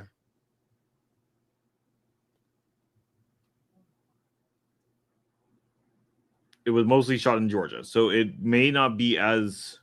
If we look at that, I don't know the actual pricing of shooting in England as compared to Georgia, but there were shots done in it. I really honestly think once we get the rest of the cast announcement, once we do the actual shooting, plus whatever reshoots are probably going to happen, because in current Marvel state, everything that they've done, they've had to do reshoots of. I think we're looking at $1 billion to shoot this movie. I think that's not true and insane. Again, I don't know what the budget is. We haven't seen a budget. I'm just going. Yeah. I'm shooting in the dark over here.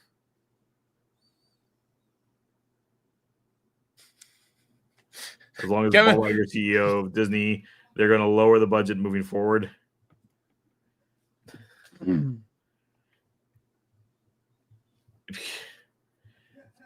Just like that Snow White budget. Yep. I think, going back to last week, I think there are too many people in this movie. Okay. We discussed this a little bit last night. We did, but you wanted to wait to go into it till today. Yeah. So I'm putting my flag on the hill over here, and I will die on this hill. But let's duke it out. Let's go at it. So how is Infinity War structured? How is Infinity War structured? Infinity War is structured more of team-based because everybody is still separate and spaced out in the system.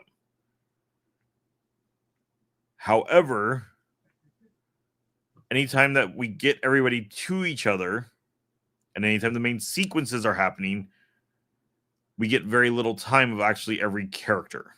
Mm-hmm. Infinity War, when we discussed it last week, as I put it to you, I felt was too fan servicey, where Endgame was not. I think this is going that same route. It's going to be way too fan servicey. And the difference is, and this is a part you agreed with me last night, going into Infinity War and Endgame, that was the end of a saga. Everybody was expecting big movies. There's nothing that this movie has been built to. Yeah, we did discuss that last night. I think Fantastic Four is going to carry a lot of the hype building for this movie because it's Fantastic Four and Dr. Doom is their main villain. And it also has a lot to set up. We did also discuss that the way the teams are structured now, we have the Avengers, or what are going to be the Avengers, we assume. We have the Thunderbolts, we have the Fantastic Four, and we have the X-Men. If you compare that, go ahead. And I think if we had time beforehand with all of these different groups, you would be fine. I think Thunderbolts will be fine set up for it. Yeah. We don't have any time before this movie with the current grouping of what the Avengers would be considered. Correct. And We I have- think X-Men are also properly set up. I don't think so. Nowhere close. No? No. We've had so many different X-Men lines, and the X-Men themselves have been away from movie franchise for way too long for us to consider them still set up and ready to go. Because you're going to look at it this way, without you going back and rewatching, how many of those X-Men movies did you see as your generation beforehand? I'll give you that. My generation, we're going to know the characters. That's fine. The people who watched X-Men 97 will have an idea of the characters, but they're not going to recognize them from the movie adaptations because those did not match at all to 97. Yeah. I think straightforward, X-Men are not prepped for this. The X-Men casting in this is straightforward, just a fan service system. Oh, yeah. 100%. I think they're relying extremely too hard based on how Marvel movies recently have been on Fantastic Four. If Fantastic Four fails, if it is a critically bad movie and review-wise by even fans, a bad movie, Doomsday, no matter how much money they put into it, has nothing to stand on. Okay. We're way too early for this big of a production movie. If we had gotten this at the end of a setup, at the end of a period, that'd be one thing. But right now we've got the Marvels that are setting up into this. Nobody watched it. Yep. We've got Captain America: Brave New World. Nobody watched it. We've got... Wow, this is sad. I can't think of what else we have during this period. Oh, Quantumania. That did absolutely horrendous. Yeah. We are putting way too much in on these characters who, in this last period of Marvel, the fans have shown they did not care for at the moment. Mm. Now, if this movie were to be in 5 years, and we had maybe a X-Men movie before this whole shift and such happens, then fine. I'm all for the X-Men coming into the Marvel into the MCU. Even though I'm surprised by it, I'm okay with Bandit coming into this because Bandit has been recently brought up. Ooh. The Gambit, sorry, not Bandit. Okay. I disagree with your point that we need X-Men before this film because you and I both know where we're going after this film. So I don't think we need it before this film. I think that would hurt it for them to get introduced just to get wiped away and reset. Yeah, but if we look at it this way, the last of the X-Men movies that came out was Dark Phoenix in 2019. Mm-hmm. Like, yeah, that's we're talking such a good chunk of time ago, and I don't even think we got a lot of the announcements from that film of people coming back. No, it's just no, because that's a feature past timeline. Yeah. I mean, look at it this way. I think the only ones that are gonna struggle are Mystique, Cyclops, AI, and Nightcrawler, and not for character recognition. I think actor recognition. Yeah. Because like, I'll be honest, I had to look up who all of them were each time. But I think this is getting into a little bit theory territory. I don't think these are going to be the 10,005 X-Men that we know from the films. I think these are going to be a separate team.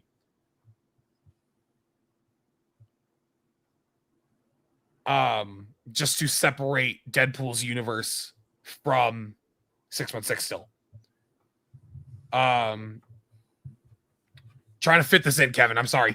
But he brings up that the Doomsday casting was overall pretty good, and folks are surprised that certain characters haven't been announced yet, i.e., Deadpool and Wolverine. Correct. I think we're still getting a second announcement, which is why I'm sitting on the high end. I know I'm high. I know it's not going to be $1 billion. $1 billion sounds a little bit better when I say it that way. Yeah. Again, if we look at Infinity War inflation, we're talking about $500 million.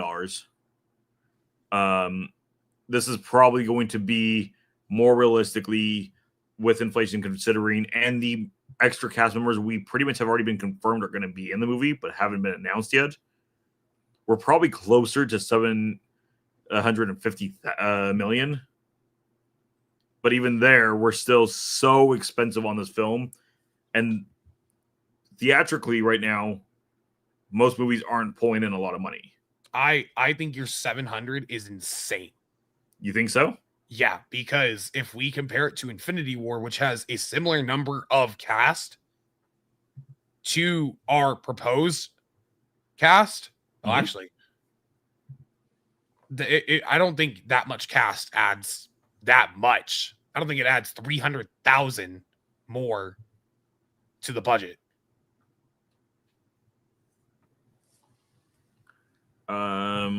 Let's see. Let's go.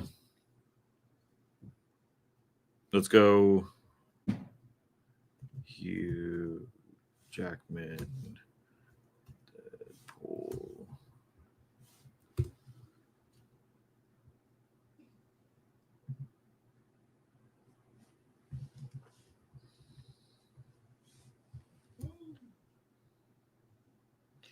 I mean, for retrospect, there is not. This is speculation. There's not actual public numbers. Yeah, obviously. It is speculated for Deadpool and Wolverine. Hugh Jackman was paid $20 million. Okay. Alone. See? So let's just blanket 20 million across this entire cast. Which I closed the tab again. Really good at doing that. I think it was 22, right? I believe there's 22 in that announcement, and we know RDJ is being paid much more than this. But yeah. If it's 22, then yeah, I think you're right. Never mind. Because that's already $440 million right there alone on those 22 guys. Yeah. That's without our second announcement happening. That's without paying the travel fees, the food fees, production crews, cleanups, editing.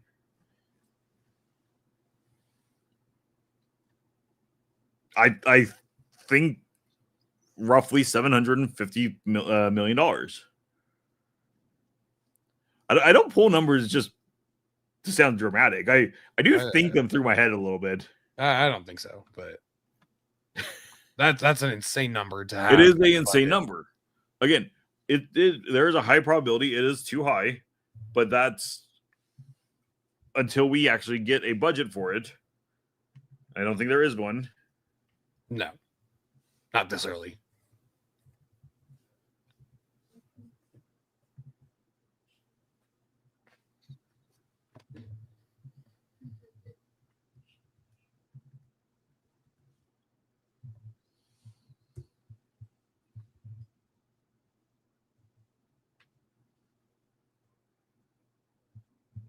I mean, by June 30th of 2024, Marvel had already reportedly spent $8 million on pre-production, which was already 3 times Quantumania pre-budget. I hope so. Well, but no, pre-budget means that's just even contract negotiations. Yeah. They're already that much higher than where even Quantumania was. I hope so. I agree. I'm trying to use whatever numbers we can look at. And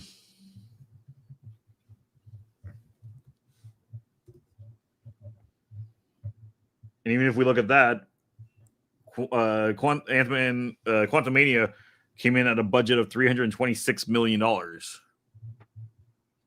and we are three times higher already on the pre-production side of that. Yeah. So I'm gonna put it out there. I'm around $750 million. If you want to give me a budgetary number, we can compare later on and see who's closer.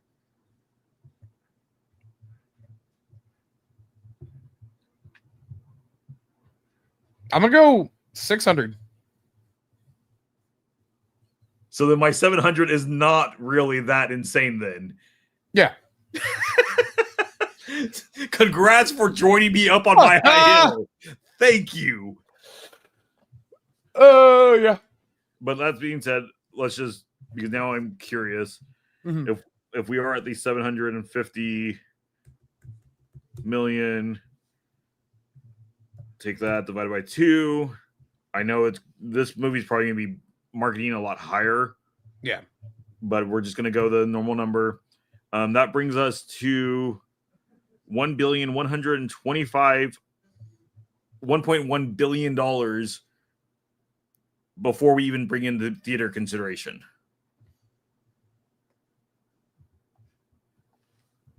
So it's got to break 2 billion if those rough numbers are kind of correct in order to break even.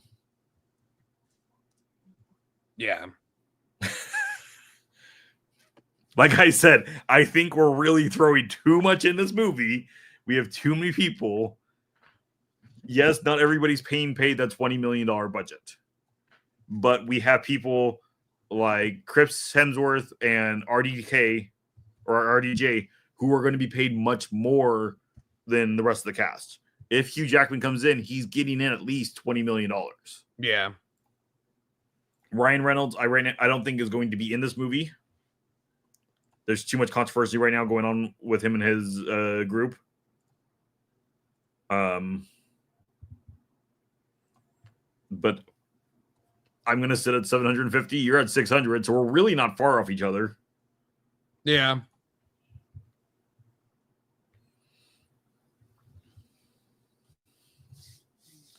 The biggest thing is this script has to be perfect. Yeah. And they're going to need to do a flawless run from this point on in marketing. Because everything I'm hearing on the back end and such is that marketing experts even went ahead and said that the first cast announcement was kind of foo-pawed by the way they did it. Because it did hurt hype opposed to build hype. It built hype in some, but not all.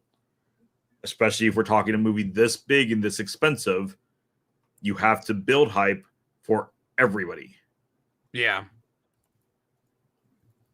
There's people who got tired of the first section. They pretty much said that if there's another cast announcement, they're probably not going to pay attention to it because they're not going to sit there and watch another 5.5 hour stream.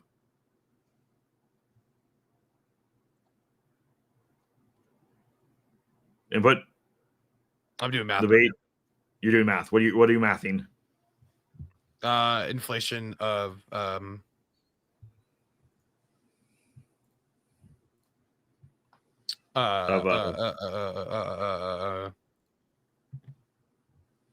Infinity Wars box office. Okay. Inflation calculator. So Infinity Wars box office worldwide was 2 million. There's only 2 million? Yeah. Or are you talking about opening weekend? No. Oh, 2 billion. Sorry. Oh, I was like, there's no way that only made 2 million. My bad. So we're gonna run with 2 million just because inflation calculator. What year was that? 2018. Oh, 20. Which means that my number's wrong. 18. So at 2 billion, we're talking 2.5 billion. Yeah. If it can pull, you're fine. It's fine. And I will give it that. I don't think it could pull that right now. And my reasoning in 2018, the hype around Marvel was extremely high compared to now. Yeah.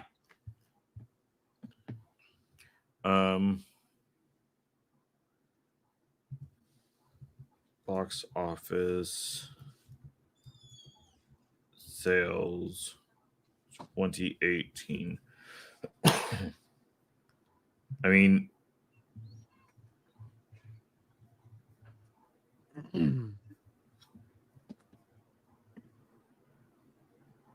let's see. We had on our low end was 3.1 million. That's million, yeah. Yeah, this is domestically for the Sisters Brothers. Most things that went ahead and came in easily over 5 million, a good chunk over 10. So when we get to $10 million, we're at the 141 out of 200 films that were released. 20 million, 112, 30 million, almost 100 movies made at least $30 million in the box office that year. That was a very good year for the movie theaters. Yeah. I mean, heck, even Hotel Transylvania 3 came in at $168 million. Yeah. So I don't think it can pull the same numbers this year. Because that comes out this year, right? Or is it next year? Next year. Next year.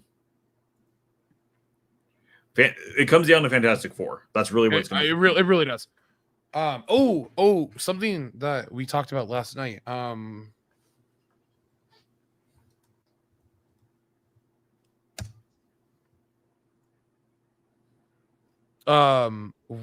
What?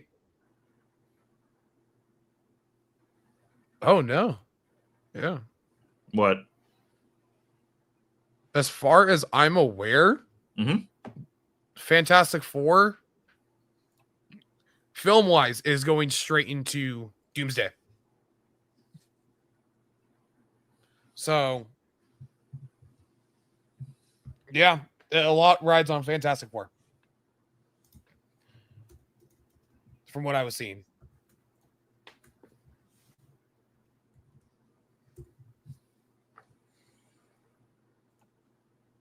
Yeah, and at this moment, according to AI, Fantastic Four has a reported production budget of $200 to $250 million. That's relatively cheap for recent Marvel. That is relatively cheap for recent Marvel, which also gives me weary about how they feel about the movie. Mm-hmm. I don't know. We'll see. We'll see. I'm confused why Neymar's in this movie. I could get into it, but that's like huge spoilers. So I know why Namor's in this movie. And I'm good with going into spoiler territory if you want to go to spoiler territory. If you don't, so we're assuming that Doomsday is going to be adapting Time Runs Out, which is the storyline that leads into Secret Wars that Jonathan Hickman wrote. Where basically it's the Illuminati coming up with plans to stop incursions from happening. Which that's kind of what's going on in the current MCU. And Namor is part of the Illuminati. So I think I don't know if we'll see Battle World at the end of this movie or about midway. But I assume that part of Wakanda is going to be part of Battle World.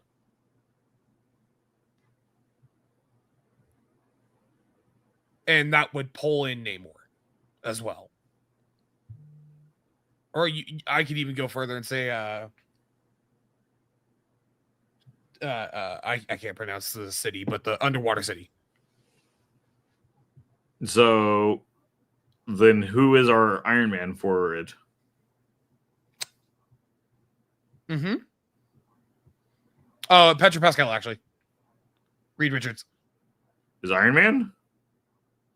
What are you saying? He'd be Mr. Fantastic. What are you saying? In the build-up to Marvel's Civil War crossover, readers first met the Illuminati. Oh, that's what you're saying. Oh, well, Fantastic's part of it. Well, yes, it'd be who Iron would- Man, Doctor Who would Strange. replace Iron Man? Is what you're saying? Correct. Or again, if you're saying that this is going to be an adaptation of the comics, they may be sticking closer to it.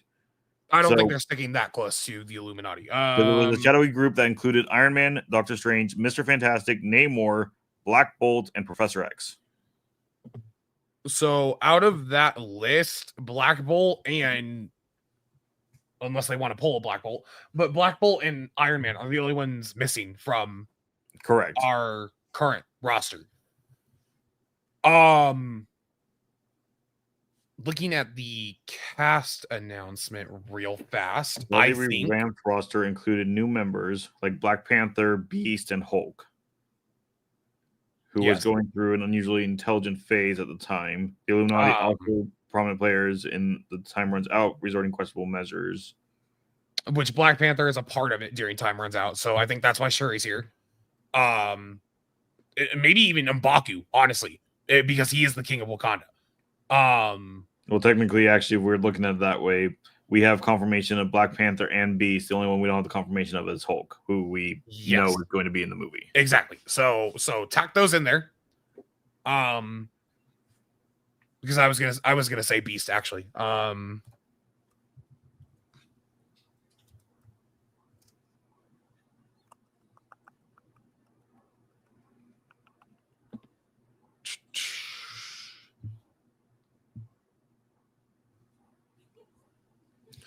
No, yeah. I mean, based on what I'm reading there on that IGN article, it's probably correct. Mm-hmm. So, well, we'll see. I think we're gonna because the Russo brothers have confirmed that they are adapting both Secret Wars when they are adapting this. I think it's gonna be 2015 Doom's Battle World with a lot of the Beyonder stuff from 83's Secret Wars.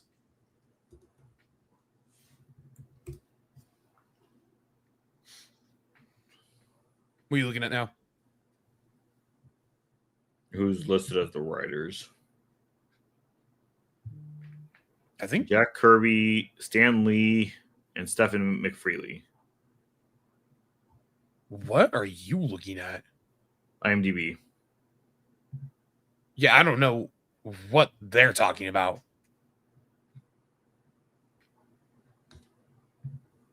Yeah, because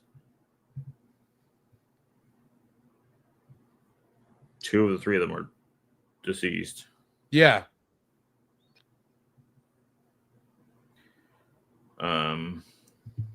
Stephen McFeely did do Endgame and Infinity War and the first Avenger. Okay.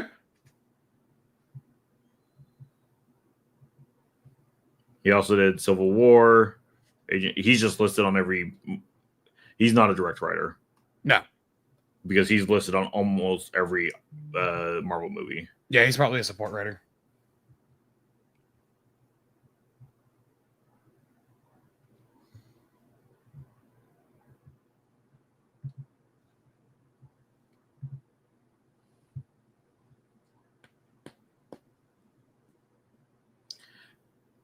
So no, it's saying that he is that the script is written by him. Okay. Jack Kirby and Stan Lee are listed as writers because it's based on characters designed by them. Okay.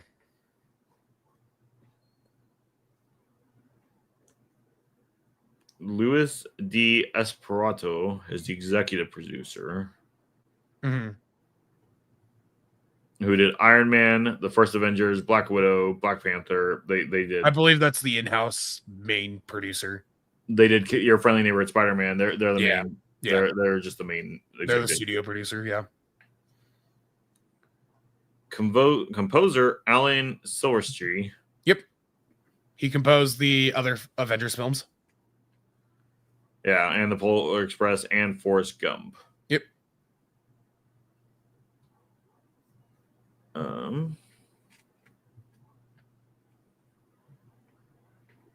Production is being done by Gavin Brockett, who did Revenge of the Sith, Phantom Menace, the Young Indiana Jones Chronicles. He has not done a Marvel movie. Interesting. He did Warcraft and the Dark Crystal. Well, Dark Crystal: Age of Resistance, the TV show. Interesting. Art director Andy Park. Black Panther, Endgame. He's from Marvel. Yeah. He just got done with Deadpool and Wolverine. Yeah.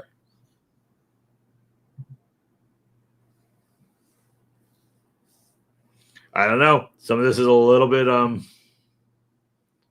interesting. The storyboarder, Darren Denlinger.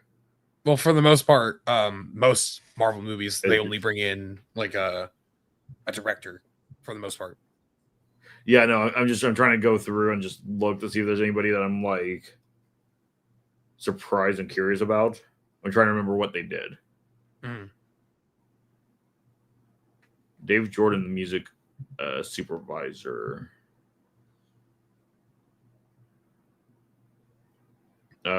Is known for Incredible Hulk 2008, Iron Man 2008, and the Guardians of the Galaxy. Kevin asks, do you think Shuri is going to stay Black Panther moving forward? No, I do not, because of several things. Fan reception to her as Black Panther, and the articles that came out about the family wishing that, well, the family saying that his wishes were that they would have just recasted the Black Panther. Yes, and a soft reboot of the franchise, universe, all the above. I think we're just going to recast T'Challa. Yeah.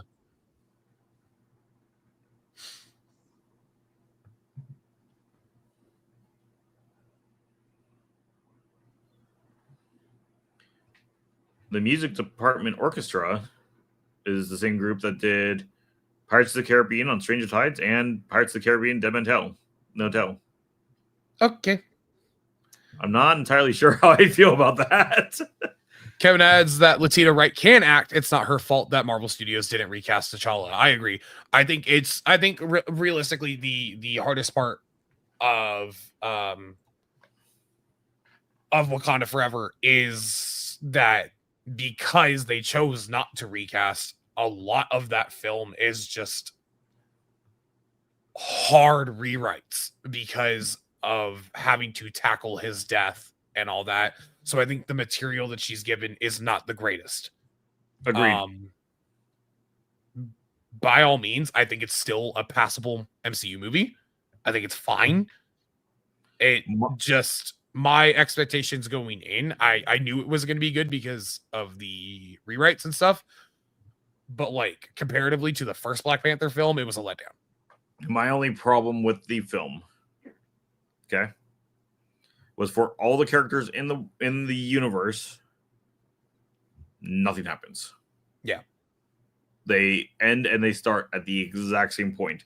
There is like really no bad storytelling. Real progression other than Okoye. Yeah. Yeah. There is no real progression other than her. And maybe Shuri, but like even then. No, Shuri's progression is just the acceptance of her brother's death. Yeah. That again, if we look at basic writing structure, we have to build somewhere and then you let down to the end of it, but there is a forward progression of the movie or forward progression of the story, and that just doesn't exist. I think she does great at this role in the role of Shuri, but yeah, unfortunately the writing is what really suffered on it. And again, it's a lot of them trying to rework her into the Black Panther. I think it could have been a very good movie. It's just they made it work a way they didn't have to make it work. Yeah.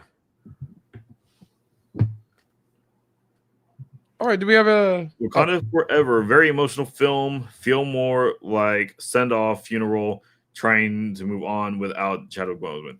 I agree. Exactly what it is. And like for what they wanted to do, they needed to, but at the same time, I think this could have been like they could have had a 1 hour special of the royal family like grieving and going through that character progression, and then have Black Panther 2 as its own separate story instead of dedicating a whole film to this. So as I put it way back when to Jamie, because I went and actually saw this in Utah with him. Yeah. I think this film, it starts off well doing the nice big royal send off in the funeral. That is fantastic. That is great bits there. After that had ended is when we should have gone ahead and either the rest of the film should have been finding our new Panther. Mm-hmm. Be it maybe they don't want to recast just our regular character, maybe, but we can bring in a new Panther in that spot instead of just giving it to Shuri because reasons. Yeah.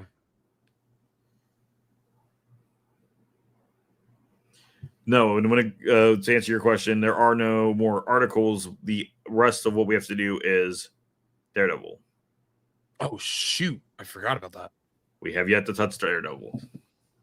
All right. So this is going to close out Pop Culture Jungle. We're now getting into our spoiler Daredevil review of episode 7. If you're trying to remain spoiler free, this is your spoiler warning for episode 7 of Daredevil Born Again.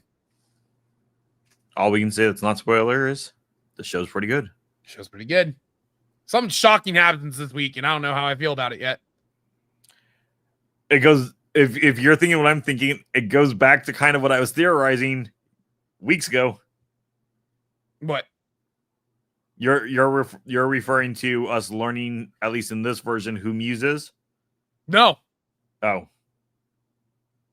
But that too. That surprised me. I was like, why are we doing this? I don't need to know this. Okay. Yeah. Thanks. Okay. Anyways. Synopsis time. This is coming from comicbookmovie.com.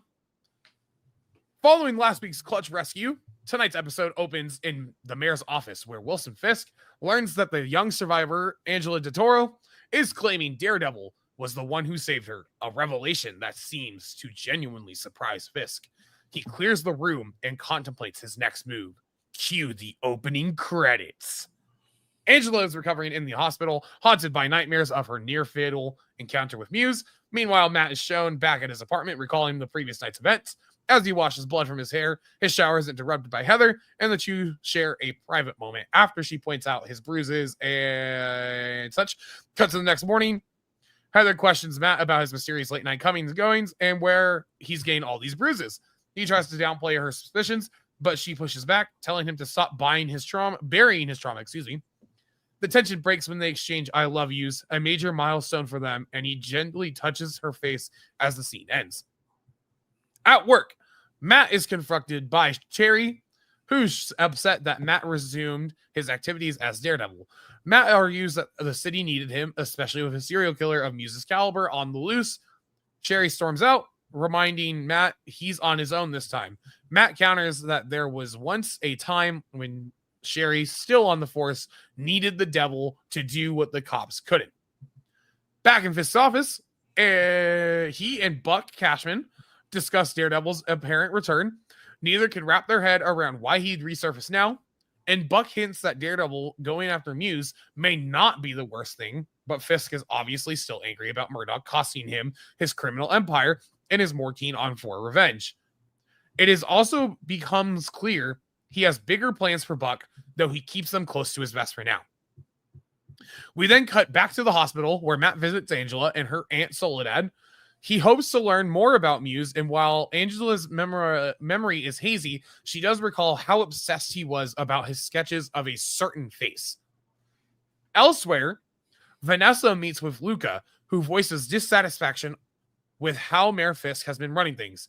He hints at wanting a change in leadership.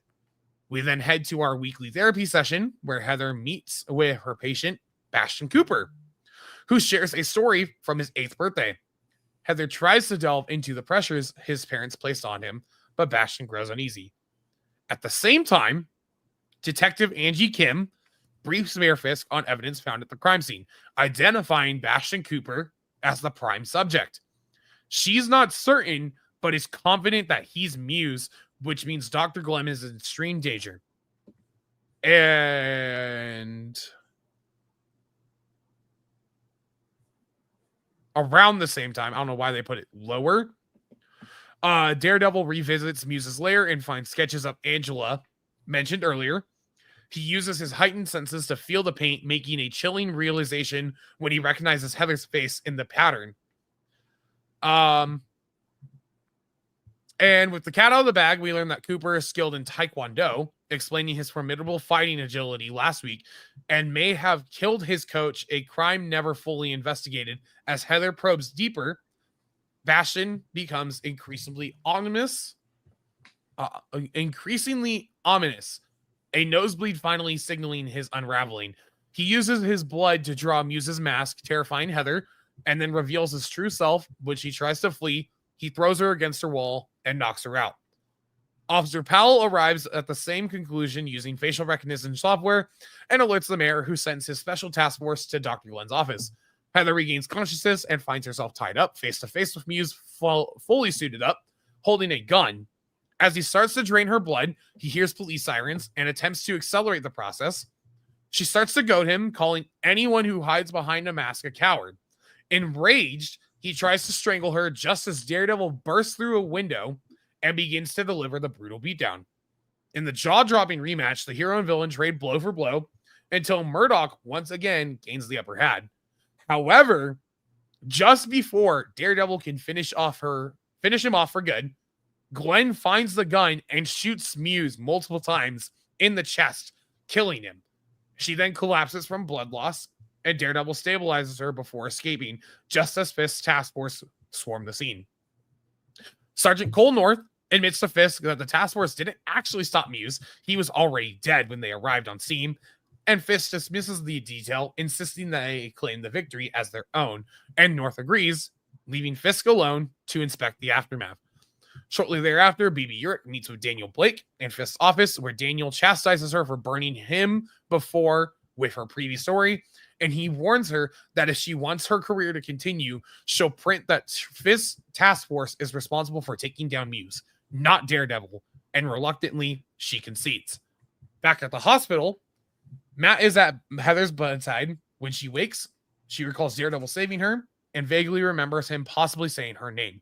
At that moment, a news report airs, and Fisk credits his own task force and stopping Muse and vows to crack down on all vigilantes. We then see Vanessa giving Luca a location. Luca sneaks into a restaurant where Fisk is dining and slowly draws his gun, only to be immediately shot in the head by a hidden Buck. And Fisk thanks Buck and instructs him to ask Vanessa what she'd like for dinner. And that's where the episode ends. Your thoughts of the episode? What are you surprised by? I'm surprised they killed Muse, and we still have 2 episodes left. Yes. Agreed. I thought that he was going to, after Daredevil ran away, I thought he was going to get up and run away also. But then he was just dead.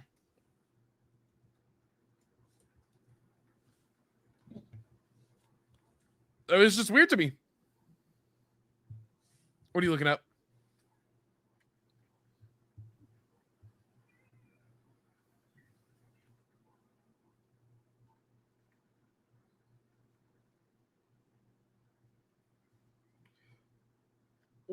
Okay.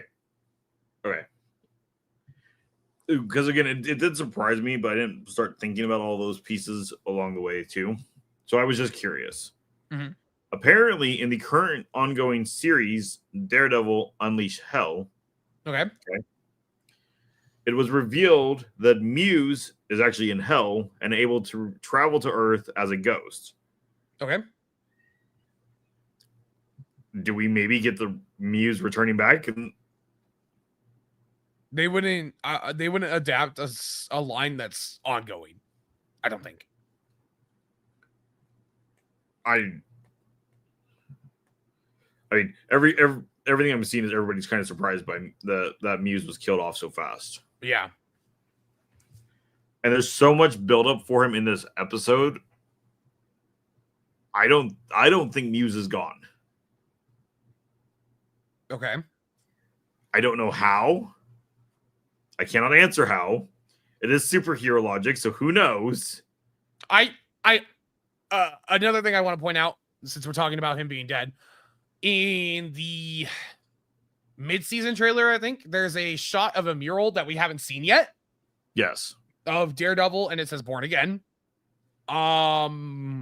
So how is he going to make that mural? Unless we have a copycat. Unless we have a copycat. Which I can see Muse becoming a mantle for copycats. I can see that happening.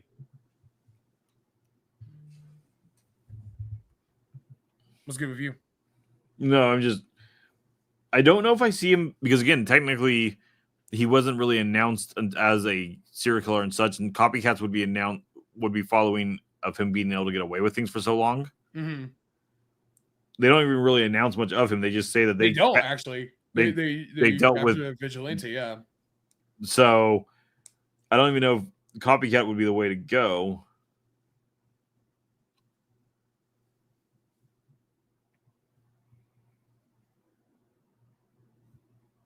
I don't know. I'm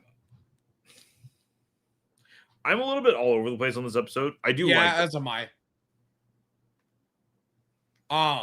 As a reminder, this is the final original team episode. And episodes 8 and 9 are entirely reshoots, as was episode 1. which makes me think the team that came in just did not necessarily know what to take forward with Muse or how to get to the same spot. And so this was a wrap-up episode. This is just a clean loose ends. Yeah. Personally, I gave this episode a 4 out of 0.5. I'm going to give it a 4. Okay. I gave it my justification for why I gave it where I did was the intensity was continuous the whole way through. Yeah, like it did not feel like a 40-minute episode. It felt like a 20-minute episode. Correct. How fast it was going. The fight scenes felt satisfying in this episode.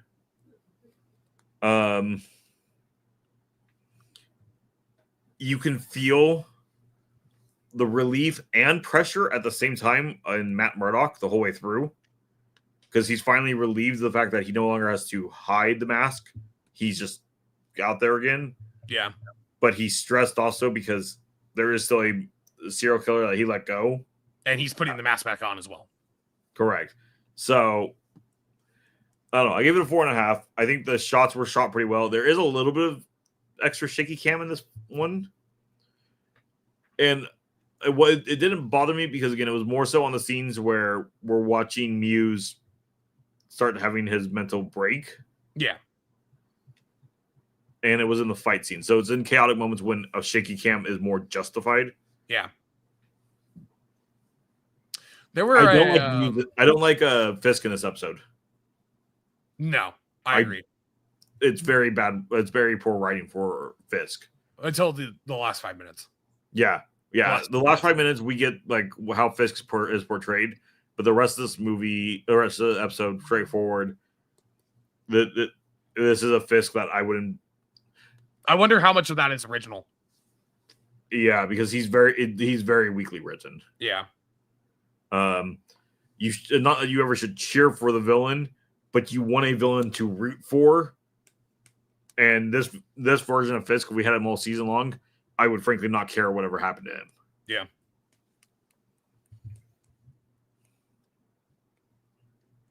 Any other inputs? No. Like, this episode's so fast that there isn't much to cover with it. There's also not much in this episode. Yeah. It's a very just surface level episode. Yeah. Again, the last of the original. Yeah. Where do we go next week? Episode 8. I think we're dealing with the anti-vigilante task force next week. Or setting up for that. I think so. I think we're seeing them because, again, we saw these shots of Frank being partnered up with the devil, and that has yet to happen. I think that's the next 2 episodes. Yeah. I think they're working together to... I think the anti-vigilante task force is not going out to go arrest. I think they're going out to go deal with the vigilantes. I think that's how Fisk is going to send them. Yep. And I think Frank and the devil are going to go and try to counter them and stop them. Yep. I think is what we're going to see the last 2 episodes. Because that leads us up to setting up for Fisk being the big bad of the season. Yes. Without Matt and Fisk having to confront each other, which sets us up for season 2 where the confrontation can happen. Yep. So, with all that into consideration, that brings our current season total to an 8.9. Still good. Still really good. It's still really good. It's a good show. It's a fun show. It's not for kids. Don't let your children watch it. This episode's not as gory as the last one. No. But, anywho, if you have nothing else, if you made this part of the video, be sure to like, subscribe, follow for more fun. Until next time, see you later. Bye.